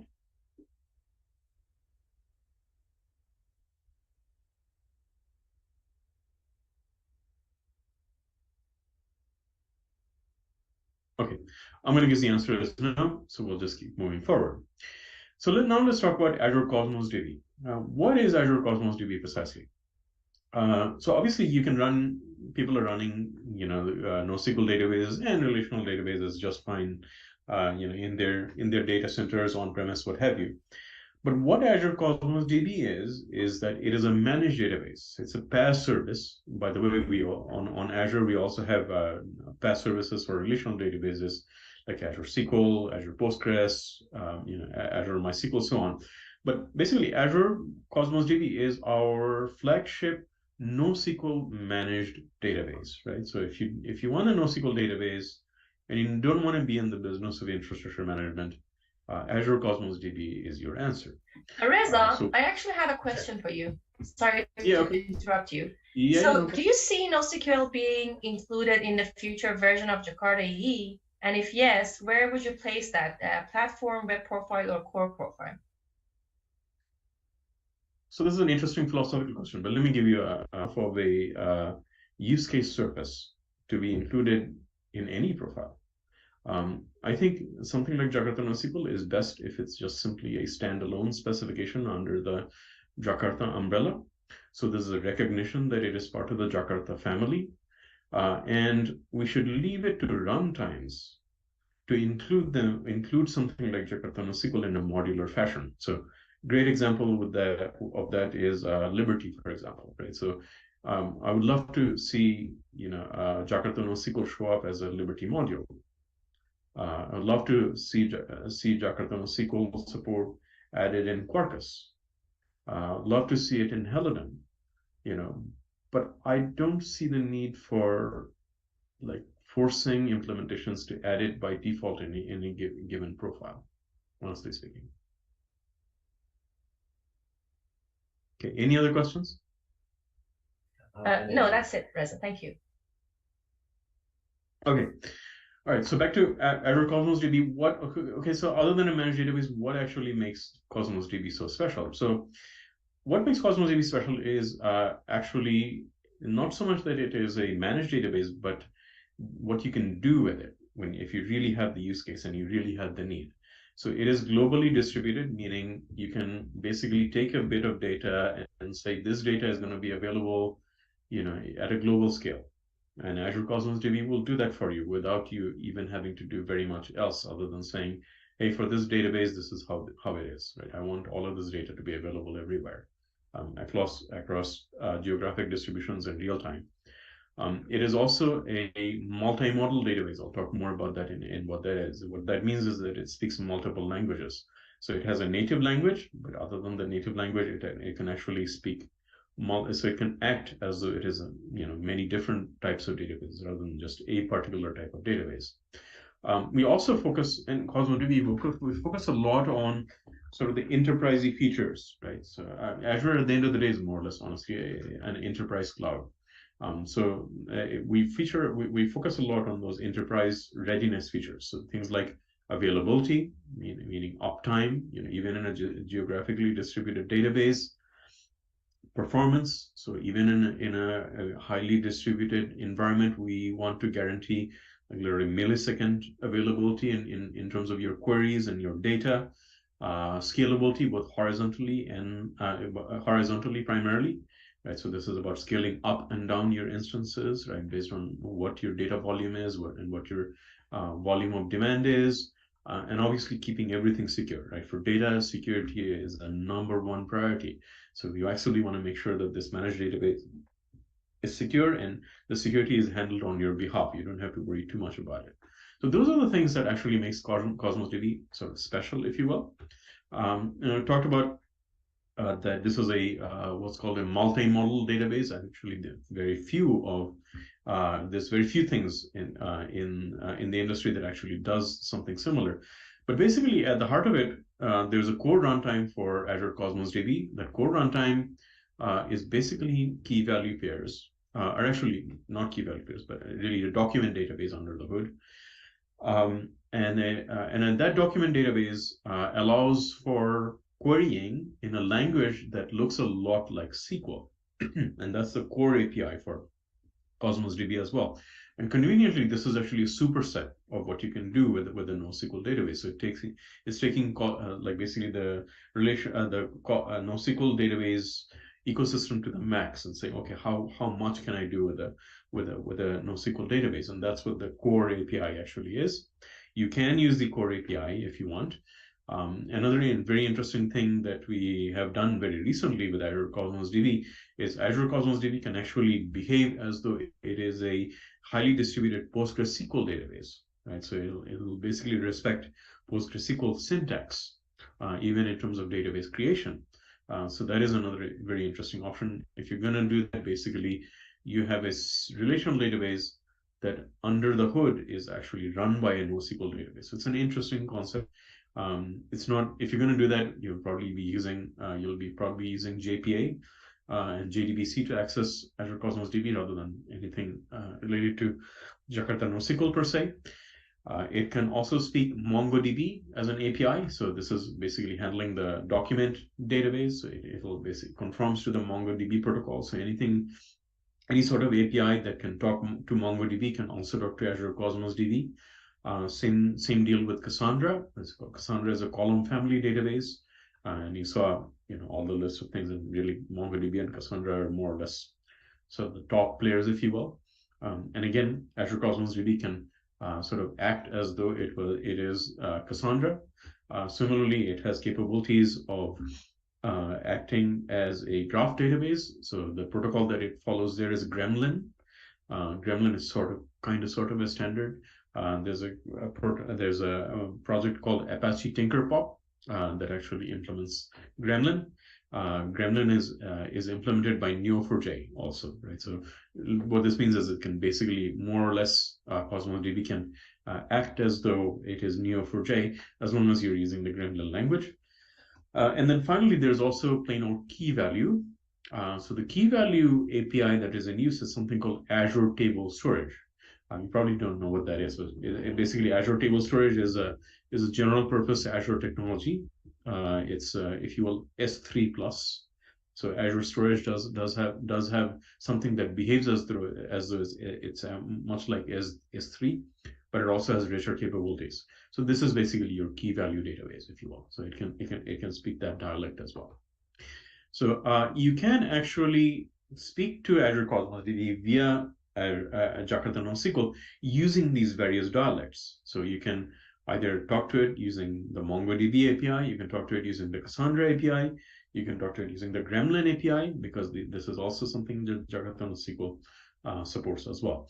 So Jakarta NoSQL so far doesn't speak core Azure Cosmos DB. So basically you can speak to Cosmos DB using these other protocol mechanisms via Jakarta NoSQL. Okay, so without further ado, let's jump into a little bit of code. Before I do that, I'll stop a little bit, make sure there's no questions specific to Azure Cosmos DB. But this is where the code resides. You can see the URL. I'll post the URL in the chat towards the end of the talk, so you can have it. But it's really just in my personal repo. So let me stop here for a moment while I pull up the browser and show you what's in the repo.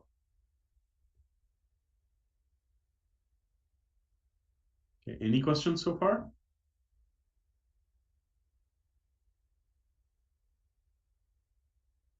So I also want to log into the Azure portal. So I'll do that while I wait for any questions that you might have. And I hope I'm not having some kind of network outage. That'll be really interesting. Network outage in the middle of my talk. That's what you need, right? Okay, I'm going to continue hoping, man, I'll tell you, Zoom is not my favorite interface for screen sharing. It's very clunky. Okay. All right, finally, here's my sign in.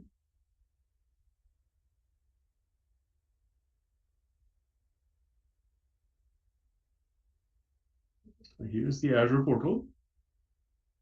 Okay, I'll show you the Azure portal in a moment. I don't want to worry about it too much right now. I'll show you why I'm showing you the Azure portal.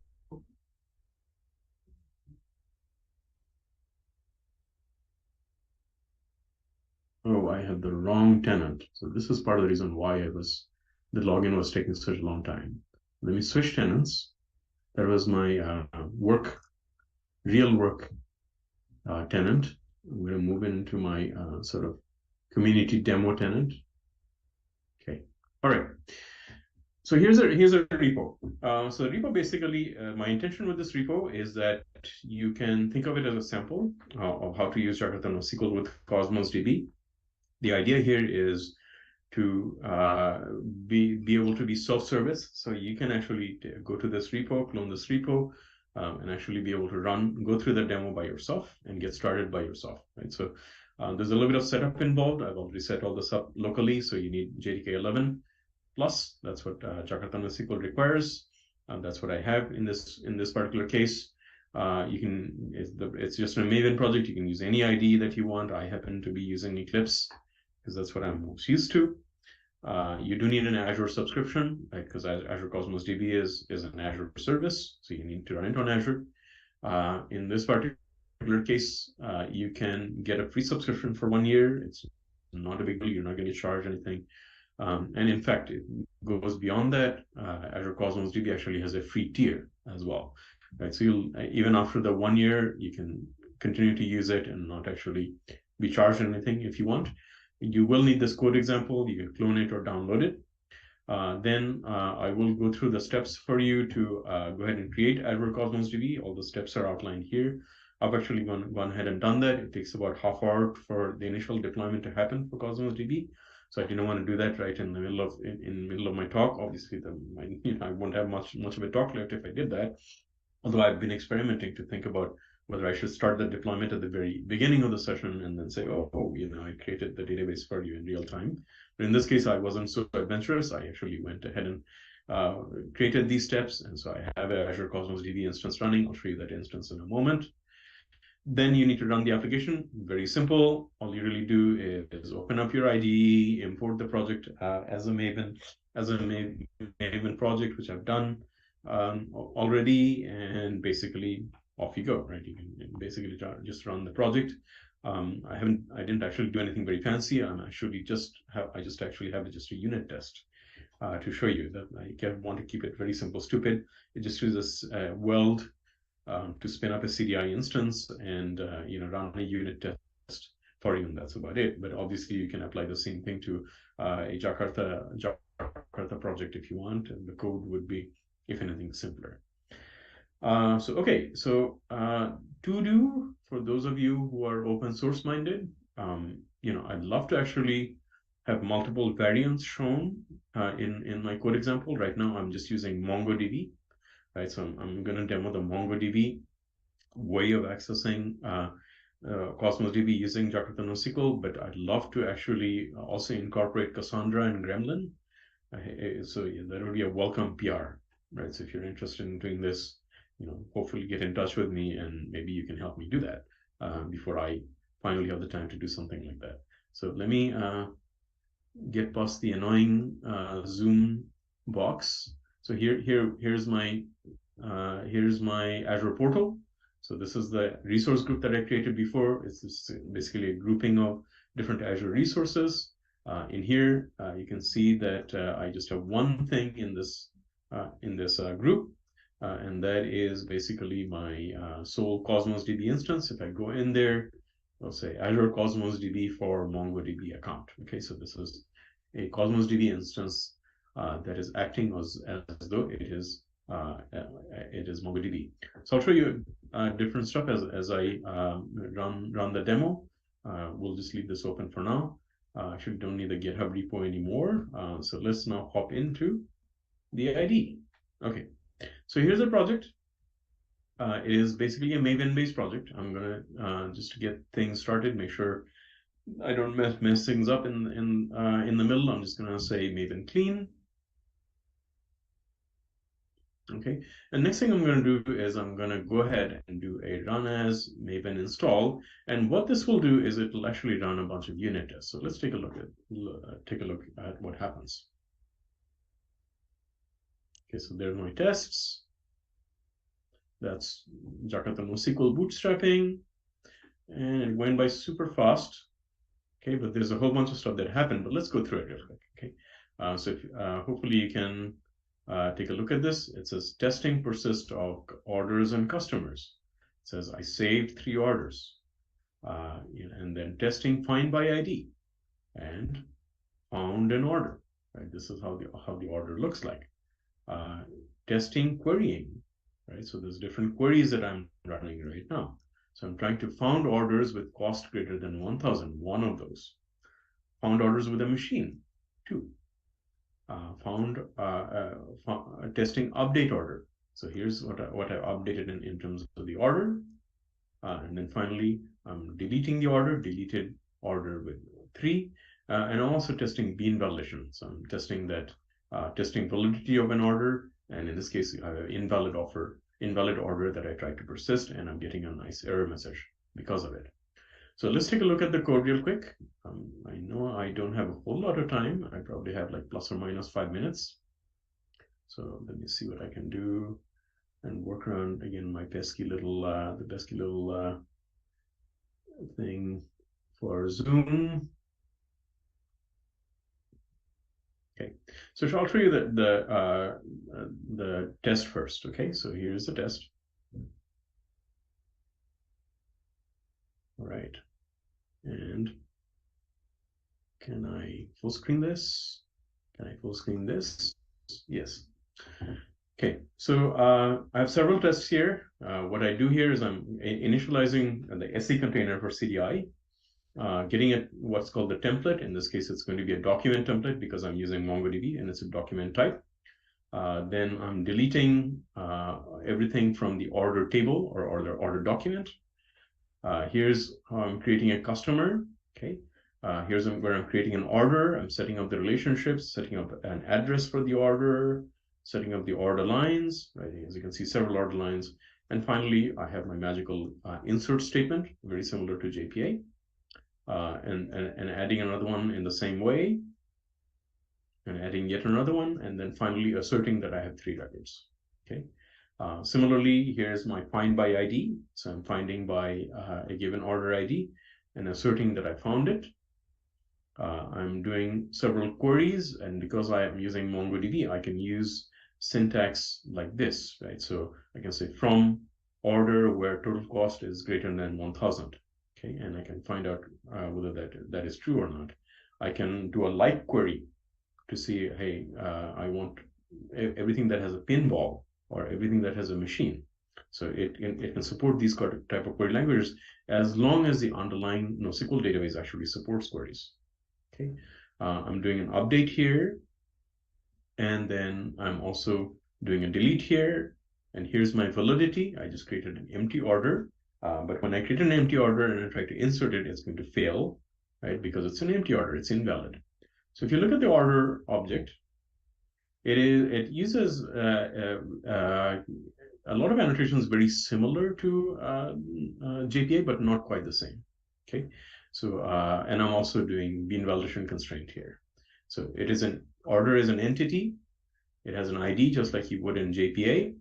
It has columns. So in my case, it has simple columns like description and total cost.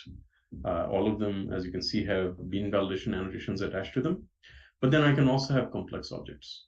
Okay, so I can have embedded objects, that is the order line. I can have customers and addresses. So a customer is an entity also. An address is actually an embedded. Okay, an embeddable. So very similar to JPA, right? And I'll just briefly show you the configuration before I show you how the data actually looks like. So if you look in source main resources, this is how you configure the thing. It's super simple. Okay, you simply say, what is your data store name? What is the database name? And this is like your MongoDB URL. Okay, it's a long URL, right? This is how you connect to MongoDB, just like a JDBC URL. And then you say, hey, what kind of provider do you want? Right. So in this case, I'm saying I want a communication driver. This is your JDBC driver configuration, if you will, for MongoDB using the document model. So I'm just gonna, I'm almost out of time. I'm gonna hop back into the Azure portal and show you how the data looks like. Okay, so one of the nice things that I really like about this is that it's a relatively self-contained UI, and I hope my network is not gonna be dying here. So if you look at the order, and you look at the table, and you look at number 1. Okay, this is how your data actually looks like. My apologies, I should have shut off my phone. So this is how the data looks like. As you can see, it is in JSON format. Okay, so this is the structure of this data. All right, so that's about it in terms of. Let's hop back right into my session. Okay, I can have another 10 minutes. Okay, sounds good to me. All right, so let's hop back into my session. All right, so Jakarta NoSQL is basically a new standard. Like as you can see, it's a new specification. It is as far as NoSQL databases go and a managed one goes, it's a very good one, Cosmos DB. And then you can see how easy it actually is to use these two technologies together. So in my opinion, Jakarta NoSQL is probably one of the better APIs for accessing NoSQL databases. I'm very glad it's part of the Jakarta umbrella. And I hope that the demo that I showed you is a useful starting point for you to begin to take a look at these things. So here I'll leave you with some resources. So the resources here is you can, if you want to learn more about Cosmos DB, the best place to do that is actually the Cosmos DB website. If you want to learn more about Cosmos DB in greater technical detail, the best place to look at is actually Cosmos DB docs. If you want to learn Jakarta NoSQL, the best place to do that is a Jakarta NoSQL spec itself. That is online. Right? So it's simply jnosql.org/spec. It's as simple as that. And then finally, if you want to learn more about JNoSQL itself, and it actually has some nice starters in the homepage, and also things like, hey, what kind of databases does this thing support? All of that is in the homepage as well. So that's about it in terms of what I have. I'll post in my chat here. I will post the URLs for my slide deck and my GitHub repo. In the meanwhile, if you have any questions, let me know and I'll answer them. Here's the URL for the GitHub repo, and you also give you the URL for my talk.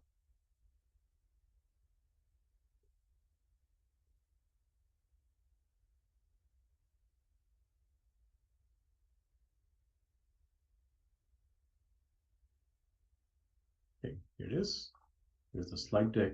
And I believe there's actually recordings of this talk already out there on YouTube somewhere, but obviously this talk that I'm delivering today will also be recorded in some shape or fashion. Yeah. So, okay, with that, I'm going to stop sharing my screen.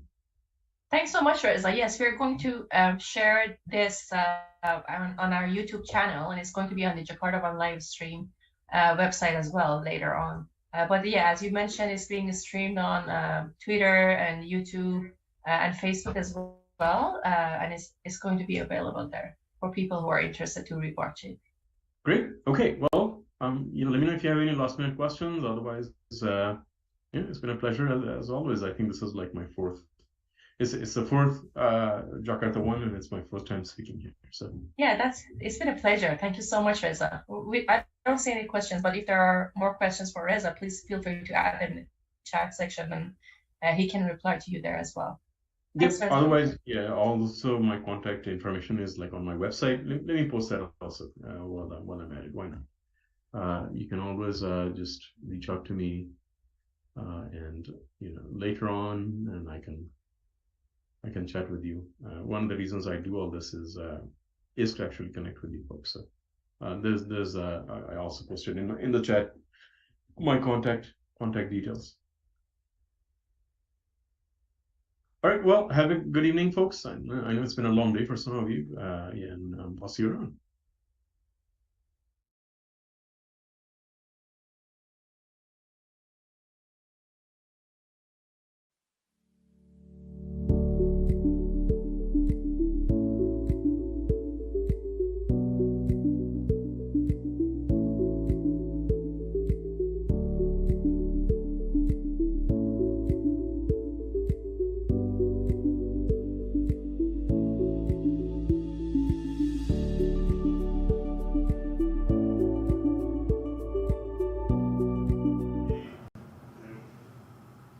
So that was a great talk from Reza, right? Yeah, as always. Yeah, for sure.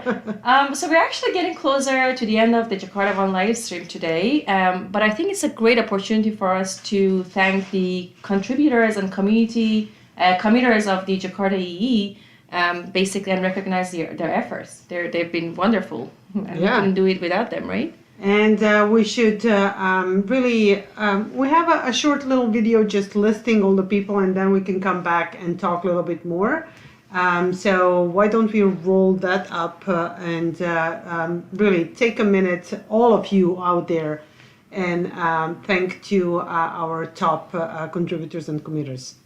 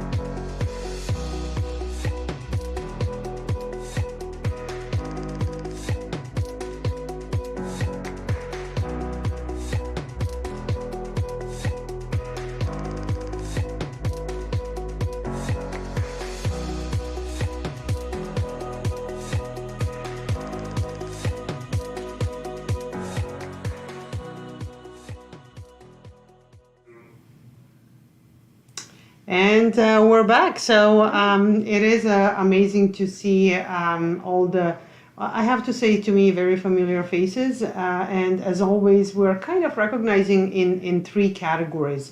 So the top, let me start with the glassfish. The glassfish is just one of the implementations of the Jakarta specifications. However, glassfish is near and dear to our heart because it's the project that is at Eclipse Foundation. I do not want to single it out from any other implementation, but it is an indicator of the one of the indicators of the health of the community. So having people supporting glassfish is very important to us. So I do want to make sure that we have a pulse on making having contributions to that project, and for that reason we are always appreciating and celebrating their contributions. The next in line is our very known TCK. It is, as you may imagine, in order to be a compatible implementation of the Jakarta specifications, there are a set of tests and test suites that every implementation need to pass, and our TCKs are a very important part of that. So the top test contributors year after year is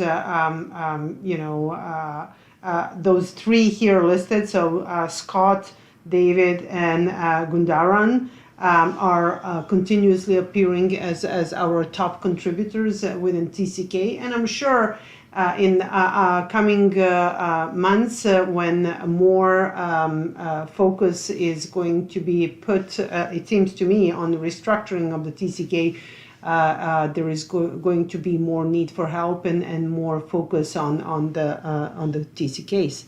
Yeah. And then last but not least, it's... so actually, as a small token of appreciation, we are working on hold on. Yeah. Before we tell them what a small token of appreciation is, let's just thank the Jakarta specification project contributors. We need to mention that for sure. And actually, it was interesting, and I think Will Lyons in his industry keynote was mentioning that we're seeing quite a bit of individuals contributing to the individual specifications. This time around, we do see quite a bit of activity from Ottavio on Jakarta NoSQL, Ivar Grimstad all around, but our own Ivar. I'm sure on the Jakarta platform, but also the MVC, Marcus Karg, Aryan, Albin, Nathan, Tobias, Scott Stark, David, and Emily Gian. Yeah. So we're always celebrating and focusing on Jakarta specifications. So I took a little bit of time to read out all of their names. So that's perfect. Over to you, Shabnam. We definitely appreciate your efforts, and then please continue helping us out. And yeah, as I mentioned, just as a very small token of appreciation, we are working on a limited edition swag that we are going to send out to the contributors of Jakarta. So please stay tuned. We are going to reach out to you very soon to get your information. And then, thank you so much for that, right? Yeah. So hopefully next year we will see more and more contributors, and we'll come up with some different token of appreciation. So stay tuned and get involved. But what else do we want to point out? Well, I think it's getting a little bit late in Europe, right? But we're still seeing a lot of great presence. People are still following, and please tell us and let us know where you're dialing from, right? We want to know where you're joining in from, right? And what platform are you watching? So now that we're available on the Crowdcast, on YouTube, on Twitter, on Facebook, do let us know where are you watching the live stream. And next year we want to make sure we reach out to different reach out to you through different platforms, anyone that you prefer. Yeah, Yeah, that'll be great. So I think we have one more talk left, right? Yes, and it is a good one, as always. sure. We only have good talks here at JakartaOne Livestream, right? Yeah. So this one is from Keto Man, and it is a foundation of modern Java server apps. So let's switch over to Keto and hear about what he has to say. Yeah.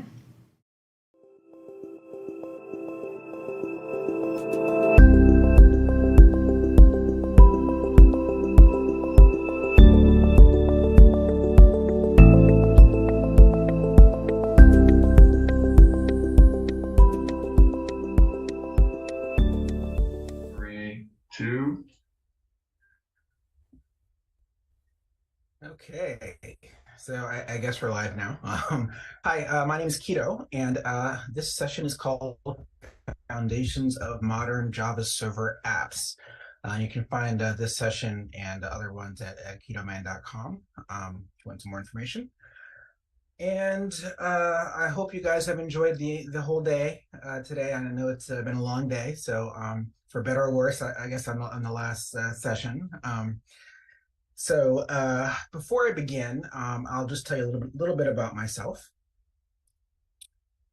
I am the principal consultant at Virtua, where we do training, consulting, mentoring, architecture, all around Java, Jakarta EE, web components, microprofile, also some front-end development too, like with web components, Angular, and even some React sometimes. So basically, full stack development with Java on the back end, and then also a cloud deployment as well. We're currently working on a project called Speaker Tracks, which you should check out if you like, well, if you're a frequent speaker conferences or meetups or things like that. It's just basically a product to help you track that stuff. I'm the co-host of the Stack podcast, which is a podcast about front-end and back-end development in the enterprise space. A lot of stuff about Java. There's like 3 Java champions on there. So there's me, Josh Gino, Daniel Inahosa, and also Ian Lavitz. And we basically, every month or so, we talk about all the latest news in the enterprise Java world or enterprise front-end and back-end world. And we also often have guests on as well. So we have people, other Java champions, other people who work in the industry to talk about what they've been up to as well. So if you like podcasts, I encourage you to check that out. And I'm also a Java champion and a member of the Jakarta EE Ambassadors Leadership Council. And before Java EE moved out of the JCP, I was very involved in the Java community process. So that's my story. I wanted to spend a minute and get a sense from the audience about what basically the background of everyone here is. I know we've got a lot of people here that are really into, Jakarta EE and microprofile and all those technologies, but I guess I'm wondering, do we have people in the audience who are sort of new to any of these technologies or are still trying to find your footing in terms of where all these technologies fit together?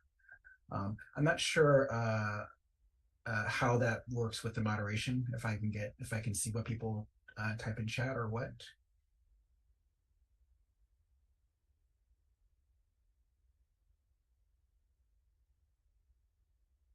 Oops, did not mean to do that. Okay. All right, so not really sure what feedback I can see. That's what happens when I click on the Zoom chat here. All right, so hopefully we've got a good cross section of people here. So what we're going to talk about today is basically what underlies a lot of the technologies that are used in the Java space today. And a lot of that, goes back to Jakarta EE and microprofile. But first I want to start with what we consider a typical microservice in Java.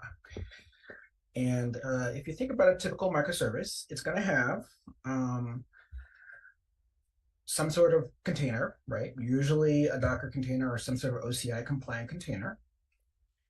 And inside of that, you're going to have your executable jar or native image if you're into Graal using that kind of technology. But basically, you have your Docker or OCI container, and then inside of it, you have some sort of deployable unit that represents your application. And then, of course, you have your code. And that is your business logic. That's all of your fun stuff. And then, of course, as is typical in any application these days, you have the giants that you're built on top of. So you'll have some sort of microservice framework. And you'll, inside of that microservice framework, you probably will get an HTTP server, right? Because you needed some way to handle incoming requests. So assuming you have some sort of HTTP server, obviously if you don't have an HTTP service, you might have some other sort of inbound or ingress library, like maybe for Kafka or something else. But we'll just take a simple REST-based service as our basis today. So you have your HTTP server,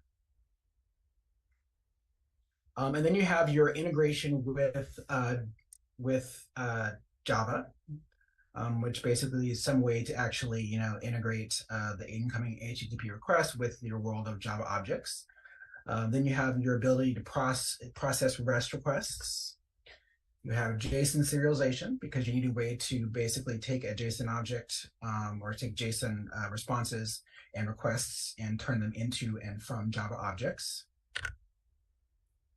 And in order to do that, you have to parse JSON, right? Because you can't serialize a JSON object or deserialize a JSON object unless you parse it. You have validation, because presumably you want some integrated way to validate the data coming in from your clients.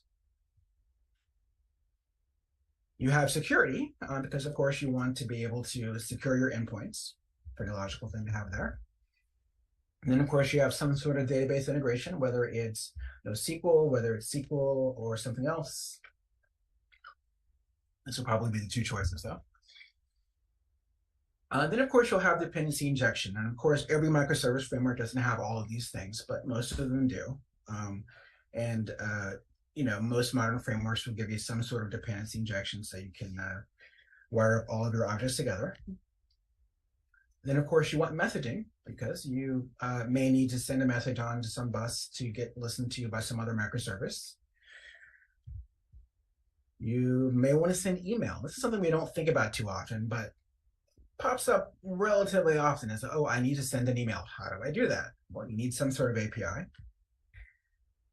And then, of course, we get it into the more microservice specific features, right? You need health checks. So you want the ability to send a request to your endpoint or endpoints and determine, is database up? Is my service healthy? What's the story? This is very important when it comes to continuous delivery, because you need a way for whatever service is responsible for doing the deployments to determine that it's actually up and running.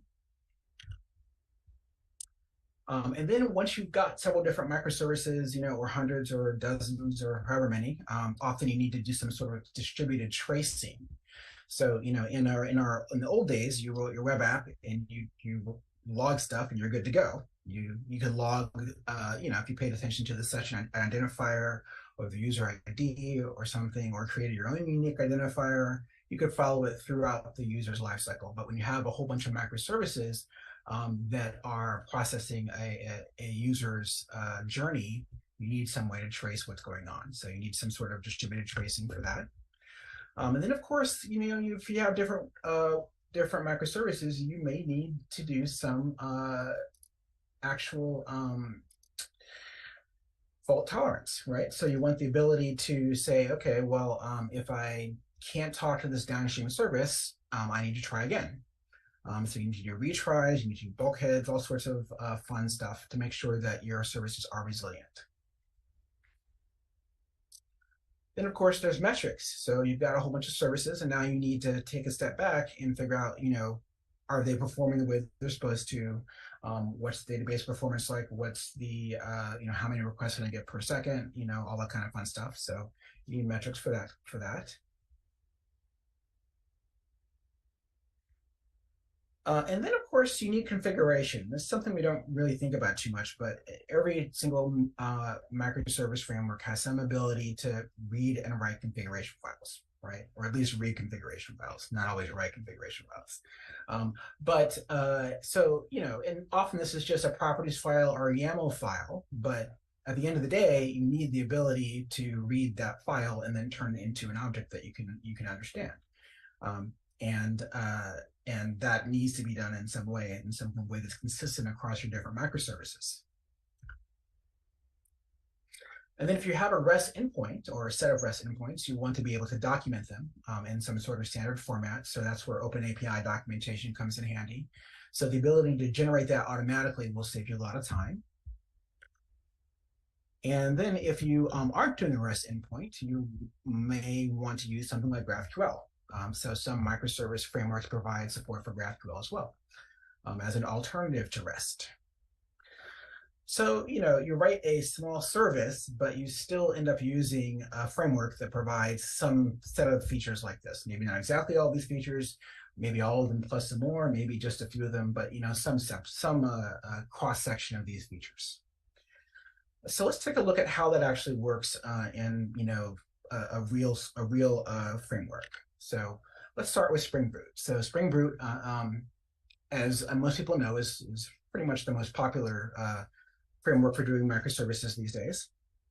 And if you take a look at how it's built, it uses the Spring philosophy. It has all these same features we talked about, right? And there are some more as well, but these are the core ones. And it takes the Spring philosophy of giving you a lot of choice and giving you standard APIs and different choices. So for the web server, for Spring Boot, you can pick Jetty, Tomcat, or Undertow. Okay, and for your servlet integration, you'll find a lot of the examples use Spring and VC, but Jakarta RESTful Web Services, previously known as JaksRS, is fully supported as well.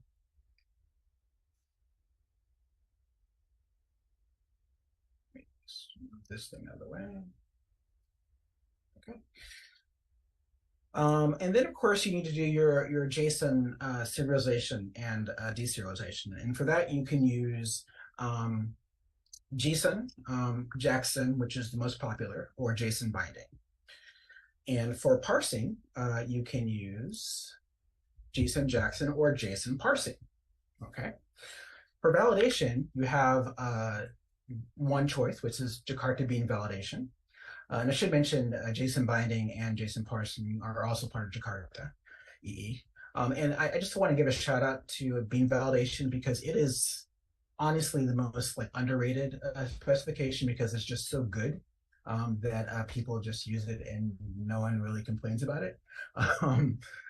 So Bean validation to me is definitely one of my favorite Jakarta EE specs.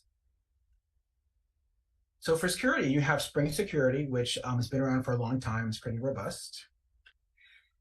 For persistence, you can use JPA, you can use Jakarta Persistence, and there's several other options as well, like Spring Data, etc. And for dependency injection, of course, you're going to use Spring Framework, which is the core of Spring. For messaging, you can actually use Jakarta Messaging, or you can also use Kafka or other messaging providers. For mail, you're going to use either the Spring Java Mail Sender or Jakarta Mail. For health checks, you use Spring Boot Actuator. For tracing, you'll use Spring Cloud Sleuth. For fault tolerance, you'll use Spring Cloud Circuit Breaker and Spring Cloud Netflix.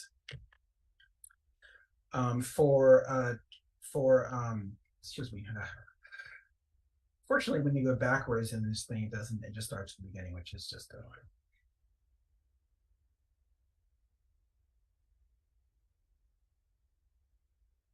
Okay. So for metrics, you have Micrometer, which is one of the two main Java APIs for doing metrics outside of MicroProfile. You have Spring Boot config for your configuration, and for your OpenAPI docs, you have Spring REST docs. And one of the newer features is Spring for GraphQL. So basically, you pick a Spring Boot app, but you have several different APIs which are actually part of Jakarta EE. So let's take a look at Quarkus. Let's see how Quarkus handles these scenarios. So Quarkus, just if you're not aware, is another microprofile. I'm sorry, it's another microservice framework for Java. It's from Red Hat, and it's relatively popular. The way it handles things, again, you've got your Docker container and you have an executable jar or native image. And I should mention for Spring, the native stuff is really new. For Quarkus, it's been around longer. At least that's my understanding. So you have your code and you have all the same services we talked about before.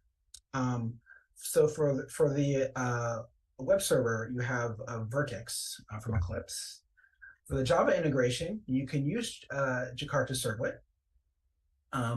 You don't have to. If you want to use the reactive APIs, you don't have to use Servlet. You can also use Jakarta RESTful Web Services, Jackson or Jakarta JSON binding, and Jackson or Jakarta JSON parsing for your JSON work.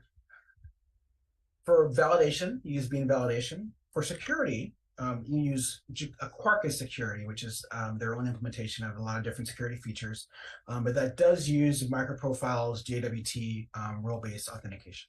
So at least you've got that there.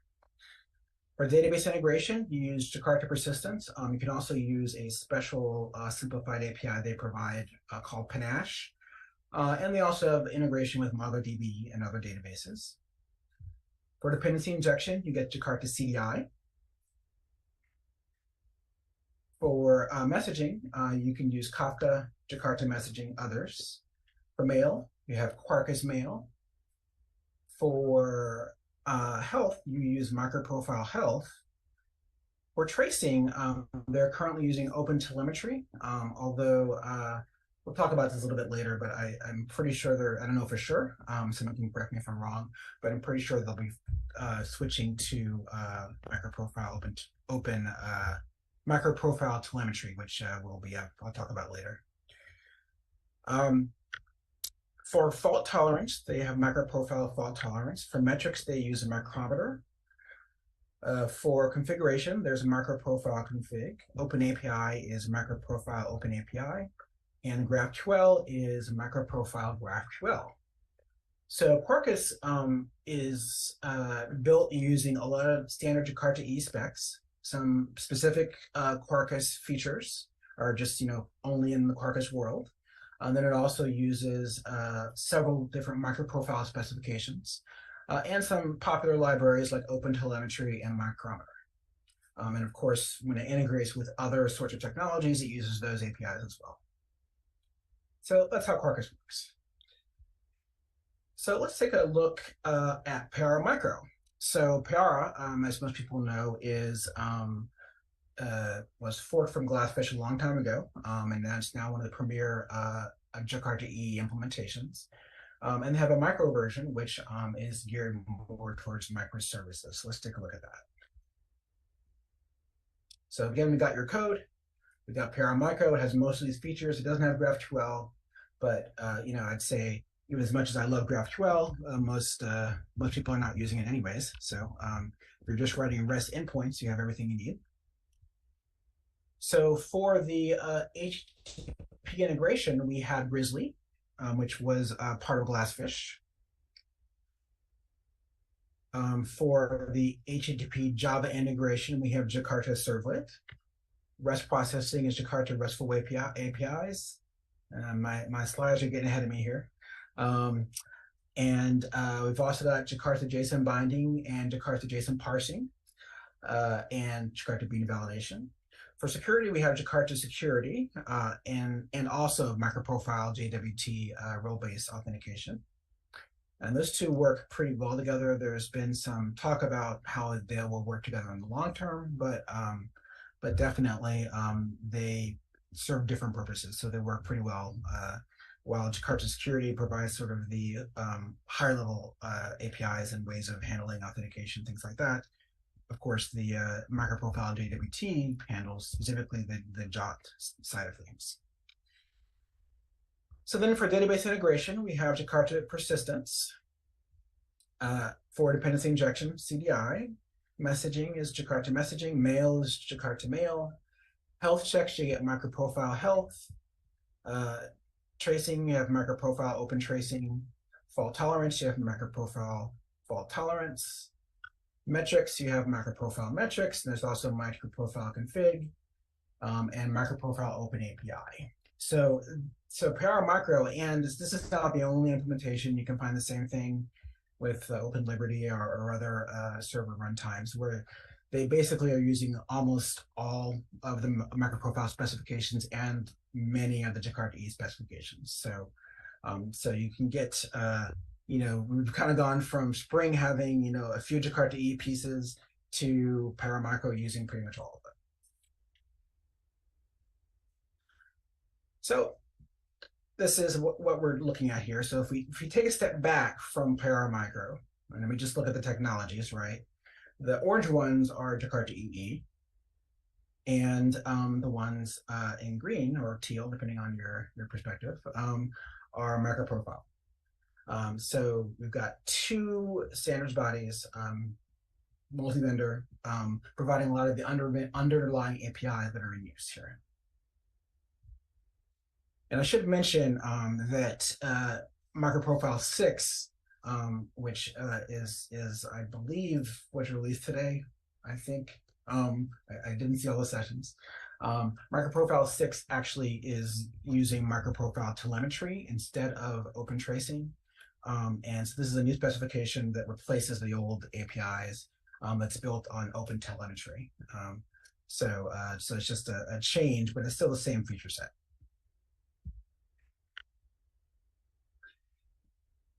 So those are the specifications that I mentioned earlier, but there are others as well. So we talked about the microprofile jaunt. It's also the REST client. There's also some reactive messaging specs, which I didn't quite get into.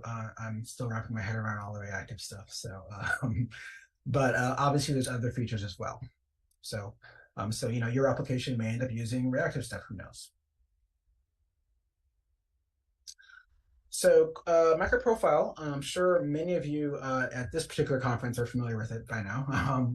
It is supported by several different vendors, and these are some of the key ones. This is not all of them, but Halidon is from Oracle. There's of course Apache Tommy, Open Liberty from IBM, Quarkus from Red Hat / IBM. Peara from Peara, and Wildfly from Red Hat / IBM. And there's several other ones as well. But those are just some of the members that are behind microprofile. And I just want to take a step back. I don't know, hopefully nobody's talked about this too much yet today, but so microprofile was actually started in 2016. It seems like it's kind of hard to believe it's been that long now. And it started basically as a way to handle the lack of development on the Java EE side before it became Jakarta EE. And these were all of the that link there gives you essentially the initial blog post, which is still there on Tommy Tribe, which is nice. And you'll see down here, these are all the committers. So in addition to the ones I've mentioned, Microsoft is now on there, and there's also a few Java user groups as well. And Fujitsu is a big committer as well. So it's not just the initial ones I mentioned earlier. And again, there are others involved as well. So that's sort of the microprofile side of things. And the key thing here is that, although, not everybody says, hey, I'm a microprofile implementation, they may have some microprofile specs in there that they're using along the way. And Jakarta EE is sort of in the same space. So these are all the Jakarta EE specs that I mentioned earlier that are, often used in microservices. And we'll just look at a few of these ones in gray here. So we've got CDI, web services, JSON binding, and JSON parsing, right? And what you'll find is that in most cases, those are going to be used inside of a microprofile application. And it turns out that with Jakarta E10, what we have now is what's called the core profile, which basically says that these are sort of the core technologies that we're using in Jakarta EE, and these are the ones that are also required for MicroProfile. And so going forward with MicroProfile 6, this is basically the deal is MicroProfile will require core profile from Jakarta EE. And you'll see there's a few specs I've added here. There's Jakarta interceptors, Jakarta dependency injection, and Jakarta annotations. And these are some of the things we don't often think about. But you know, these are some of the common annotations that we always see in our Jakarta EE apps. When you're dealing with CDI and also with EJB, but we'll talk about CDI, excuse me. You often have to write interceptors that intercept method calls, essentially. And that's a key part of Jakarta EE. And also a lot of the good old JSR 303 annotations that Spring uses as well. You know, these are a lot of specifications that are basically required by the ones that are in gray. So that's what we have in the core profile. Now, I've highlighted something else here, which is called the web profile, and I'm sure many of you remember this, and many of you probably still use it. And essentially, these are the set of APIs which are useful for web applications. So these are basically the things we've talked about before, but it's also a few other things like WebSocket, which allows you to basically have a persistent connection with the client, which is useful for doing push, transactions, Jakarta faces, Jakarta debugging support, which is one of these things which I still don't fully understand after looking through the spec. And then some of the older technologies that are still being used by some people these days, like JSTL, Jakarta Standard Tag Libraries. Managed beans have actually been deprecated. They're actually part of, because you can basically use CDI instead.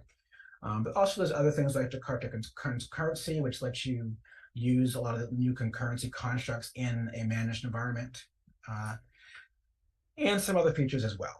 So all those are part of the web profile. So a lot of times you may have, you know, an app that ends up using more some of the web profile features as well. And that's obviously a good example of that would be something that uses Jakarta Mail, right? So you may have like a core profile app, but you also want to use Jakarta Mail, or you also want to use bean validation or something like that. But of course, Jakarta EE is pretty huge, so there's some other things that are not part of the web profile. There's good old EJB, which is now, I guess, JEB. And there's Jakarta authorization, which is really more of a low-level API. And then Jakarta batch. And I notice I have Jakarta Mail here twice, my bad. And Jakarta activation and Jakarta connectors. So some of these older technologies that aren't terribly popular these days. These are part of the whole overall platform. And then there's some which are optional, which were the APIs for web services, XML binding, and SOAP attachments. And I will say, I have actually, in the last year, been on a project where we ended up using some of the old SOAP stuff. But no, we didn't add any new features. We just couldn't get rid of it, let me put it that way. So I have actually worked with a lot of the SOAP stuff recently. So this is the entire Jakarta EE platform, and you notice there's actually a couple things missing here. So if you saw Reza's talk, you saw Jakarta NoSQL, and Jakarta Data is coming up as well as more of a unified API for working with data, and Jakarta RPC for handling more protobuf style requests, things like that. It's kind of funny to see something with RPC come back to the Jakarta EE world. And there's also other specifications. Jakarta MVC has been around for a while, and it is basically sort of a very lightweight web framework for doing web interfaces that don't require UI components or anything like that. And Jakarta management was recently removed. As I'm sure all of you know who've been at this conference today, Jakarta EE is alive and well and growing. And the key thing for me now is that it's alive now, right? It's sort of like it was on life support for a while, and then it was breathing, and now it's like alive. So I think what we're going to see is more innovation and more standardization across more of the common patterns that enterprises use going forward. And it's great to see some new specifications as well. So I don't know if anyone showed this earlier, but these are all of the different servers that are certified for Jakarta EE. And the key thing, when I was preparing for this talk, I did this talk at JakartaOne as well. When I was preparing for it, I was like looking at this and thinking, wow, there are a lot of these I've actually never heard of before. And to me, that's a good sign, right? Because if you've got a technology that's being used, and of implementations of it that are completely outside of your sphere, that means that there's some pretty broad adoption, which is pretty nice. So these are some of the implementations that are out here, and a lot of them, or some of them, are not even not in the U.S., which is very nice. So I think we're also seeing some headwinds in China as well, which is a great thing. These are the strategic members: Fujitsu, IBM, Oracle, Pyre, and Tommy Tribe, enterprise members, participants, and Microsoft actually joined, I believe this year, so that was kind of nice to see. So there's quite a few members involved. And so that's one of the key things I wanted you to take away from this, is that even though we're in this world where we try to have all these hip microservice frameworks, they're not built from scratch. They're built on top of some very proven and powerful technologies. But I do want you all to indulge me, and let's take a step back in time. So we were just talking earlier about a typical microservice, right? So this is what we had before, like your typical Java microservice, right? You're throwing inside of a Docker container. It's using some microprofile or microservice framework. It has your code running inside of an executable jar or native image, right? But let's just take away that container, right? So let's say we're not running in Docker land anymore, okay? And let's just go back in time a bit. Remember this? Good old Back to the Future. And let's just say we'll take the same stuff and put it inside of, your normal Java EE server, pre-microservice hype or post-microservice hype, because you can still run the same stuff, which is one of the beauties of Java. So we have a Java EE server, and your code is just inside the WAR. All this other stuff is not packaged in there. It's all just running in the server, okay? And that server has a whole bunch of APIs, right? And those, in the previous slide, those were the generic versions, right? These were all these specific ones that are part of Java EE. And I left the word Jakarta in here just to keep things simple. But if you go back, far enough, more than 5 years, or you're using a legacy server, all these are the Java versions, right? The Java EE bean validation, etc. So you have your Java EE server back in the day, and you ran a WAR file inside of it. The WAR file had your code, and maybe some other dependencies as well. But for the sake of simplicity, we'll just call it your code. And back then, you usually had like Apache or some other web server in front of your Java EE server, unless you were using like Tomcat or something like that. And then, of course, you probably didn't have just one WAR file. You probably had several. And again, this is a perfectly valid way to do things now, but it was certainly more common a long time ago. And then, if you take a step back further, well, your app server may have even more APIs. It may just not have the web ones, right? It might have the whole web profile, and then all the other APIs we talked about, like Jakarta messaging, all the XML stuff, and of course, EJB, right? So hopefully I'm bringing back lots of memories. And, this is not a bad way to do things today, depending on your environment. But I think what's interesting is when I look back at the architectures that are built this way, and I have clients where it's applications that are still using like WebSphere traditional or something like that. I look at the admin console and I'm like, So basically, from this admin console, I can manage a whole cluster of Java EE servers.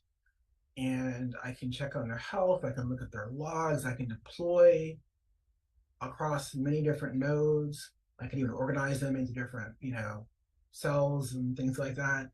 And the more I look at this, I'm like, gee, this sounds sort of like something that we do now, except the difference is that the container is a Docker OCI compliant container. And I'm using like Kubernetes or AWS ECS, Nomad, Google Cloud Run, Azure container instances, whatever. I'm using that to manage all of my stuff. And the features are arguably more robust, but it's the same idea, the same concept.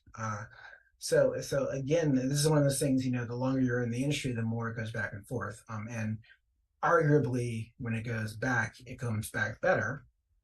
But I wanted everyone to come with me on this thought experiment to go back to what it was like before and sort of compare that to what it's like now. Of course, the benefit of the container-based architecture based on OCI is that you can put anything you want inside the container, right? It doesn't have to be a Java web app or a Java EAR. Remember EARs? It could be any code. It could be Node. It could be Go. It could be Python, whatever, or Java. So you have a lot more flexibility, and then you can use the same management tools across many different containers that use completely different technology stacks. So to me, that's the main benefit. But I think it's important for us to remember that we've really been here before. So I will leave you with that, and we will return back to reality. And as we turn back to reality, we can talk a little bit more about MicroProfile. So again, we've got the sort of core specs, and then the REST clients and other specs. And if you're not familiar, REST client is really just about talking from your service to other REST services. So that's sort of important. And even for, I just noticed I left out GraphQL out of this part. Even for a MicroProfile GraphQL, there's a client side as well. So for MicroProfile, if you're interested, one of the good things about MicroProfile and Jakarta EE is that it's pretty easy to get involved and look at code, file issues and issue trackers, read specs, respond to mailing lists, all that kind of fun stuff. So you do all that kind of fun stuff at microprofile.io. And again, these are all the different companies that are involved. There's a project page on the Eclipse site, and I encourage you just go check out the mailing list and see what's out there. The other thing I encourage you to do is, if there's a particular technology you're interested in, go ahead and read the spec. They're very readable. They all are written and generated in beautiful ASCII doc. So the specs are actually very easy to read. So I encourage you to take a look. And the same goes for Jakarta EE. Not all the specs are quite as easy to read because they're older, and some of them are pretty big. But the newer ones are, and again, you can get involved, right? And the key thing to remember here is that again, it's alive, it's growing, it's changing. So some technologies are not going to be there forever, and new ones will be added. And it'll evolve like any other platform. So I encourage you to join us, Jakarta EE, jakarta.ee. There's a lot of events, videos, and stuff on the Jakarta EE website. There's also a YouTube channel you can check out. And here's some links for getting involved. I'm sure you guys have seen lots of links today. I'm sure it's no surprise. There's also a contribution guide on the Jakarta EE ambassadors site. There's a Jakarta EE 10 version, but there will be a Jakarta EE 11 one pretty soon. I think it'll be out before the end of the year. So you should check that out if you want some more information about how you can contribute.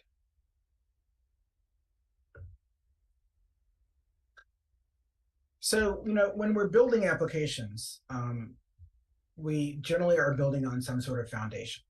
And to me, these days, it's more so than any other day, any time I can remember, because there's so much wonderful open source out there. So even when you're building a microservice, you are going to be building on some foundation of code. And it's just important to recognize what that code is and where it comes from, so that you can help it evolve. And also so that when people say to you, hey, this is a Jakarta RESTful web service, you know what that means, instead of saying this is a so-and-so web service from this particular stack that I'm using. And I'll tell you this from experience, because I've been on projects with younger developers, and they're using all this stuff, and they really have no idea what spec is what. So this presentation is my attempt to make some of that a little more clear. So go forth, build wonderful buildings, and just make sure you use some good scaffolding, and you'll be good to go. I guess I can open it up for questions now. I managed to do this a lot quicker than I expected. And you can find me at Keto99 on Twitter, and also at ketoman.com or virtua.tech. And I don't know if there are any questions, but if there are, please send them along.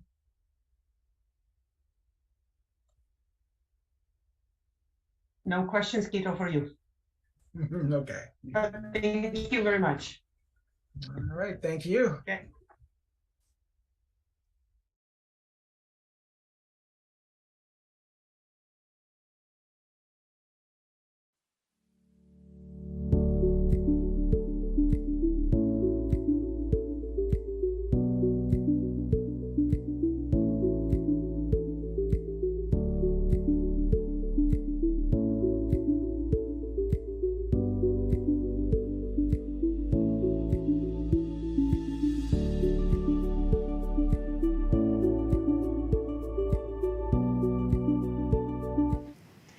I mean, what an amazing day of presentations. Like, can you believe Jakarta EE is going to be 5 years old in February? Oh, it feels like this day has been 5 years. I can't believe it's only been 5 years since It's been... Jakarta EE had its inception, so. It's incredible. And I mean, all of the presenters were fantastic. I've learned a ton today myself. What are you doing, guys? This is our studio, not your studio. But thanks for helping. Yeah. So let me, while we have them here, let me introduce Sam and Ian. So Ian was producer and doing all the graphical elements, and then Sam is organizing not just us, but preparing speakers as well. Yeah, so, thank you so much, thank guys. you guys, and we know next year who are the youngsters who are taking over Studio Jakarta EE. Yeah. In the meanwhile, you're stuck with us. Yeah. So, I think this is our thank you session and wrap up session. I really hope so, because I don't have anything more. Yeah, it's been a long day, right? We started from 5 in the morning. It's already 7 p.m. Wow. Yes, so it is, I think, our opportunity to actually thank the community for staying with us, for supporting us, for not just, well, I will not mention all the 20 years before, but last 5 years, and then being with us through every single live stream virtual event. So we're hoping you will hang out with us on many more virtual events. Yeah. I want to thank you, program committee, once again. It was amazing help. For sure. Yeah. The speakers, keynotes, yeah, everyone involved actually. Yeah. Right? Our own Mike Milinkovic, yeah, we want to For shout sure, out that. yeah. And he is, as he's saying, the designated cheerleader for open source, and particularly here for Jakarta EE Working Group. I do want to thank Ivar and Shabnam And Tanya. and thank you for dealing with the studio and helping making this live stream, I believe, another success. Yeah, for sure. Okay. And then we also want to show you one last thing. So, Ian, do you want to impress all of us with your closing video?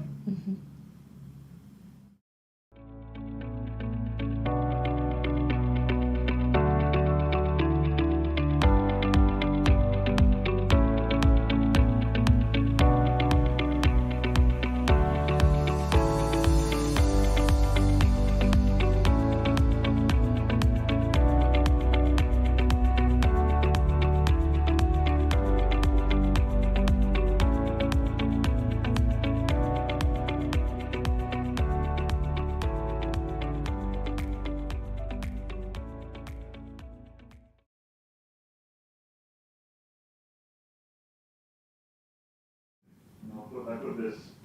That's good. Yeah. That's good. Your video's done. Yeah.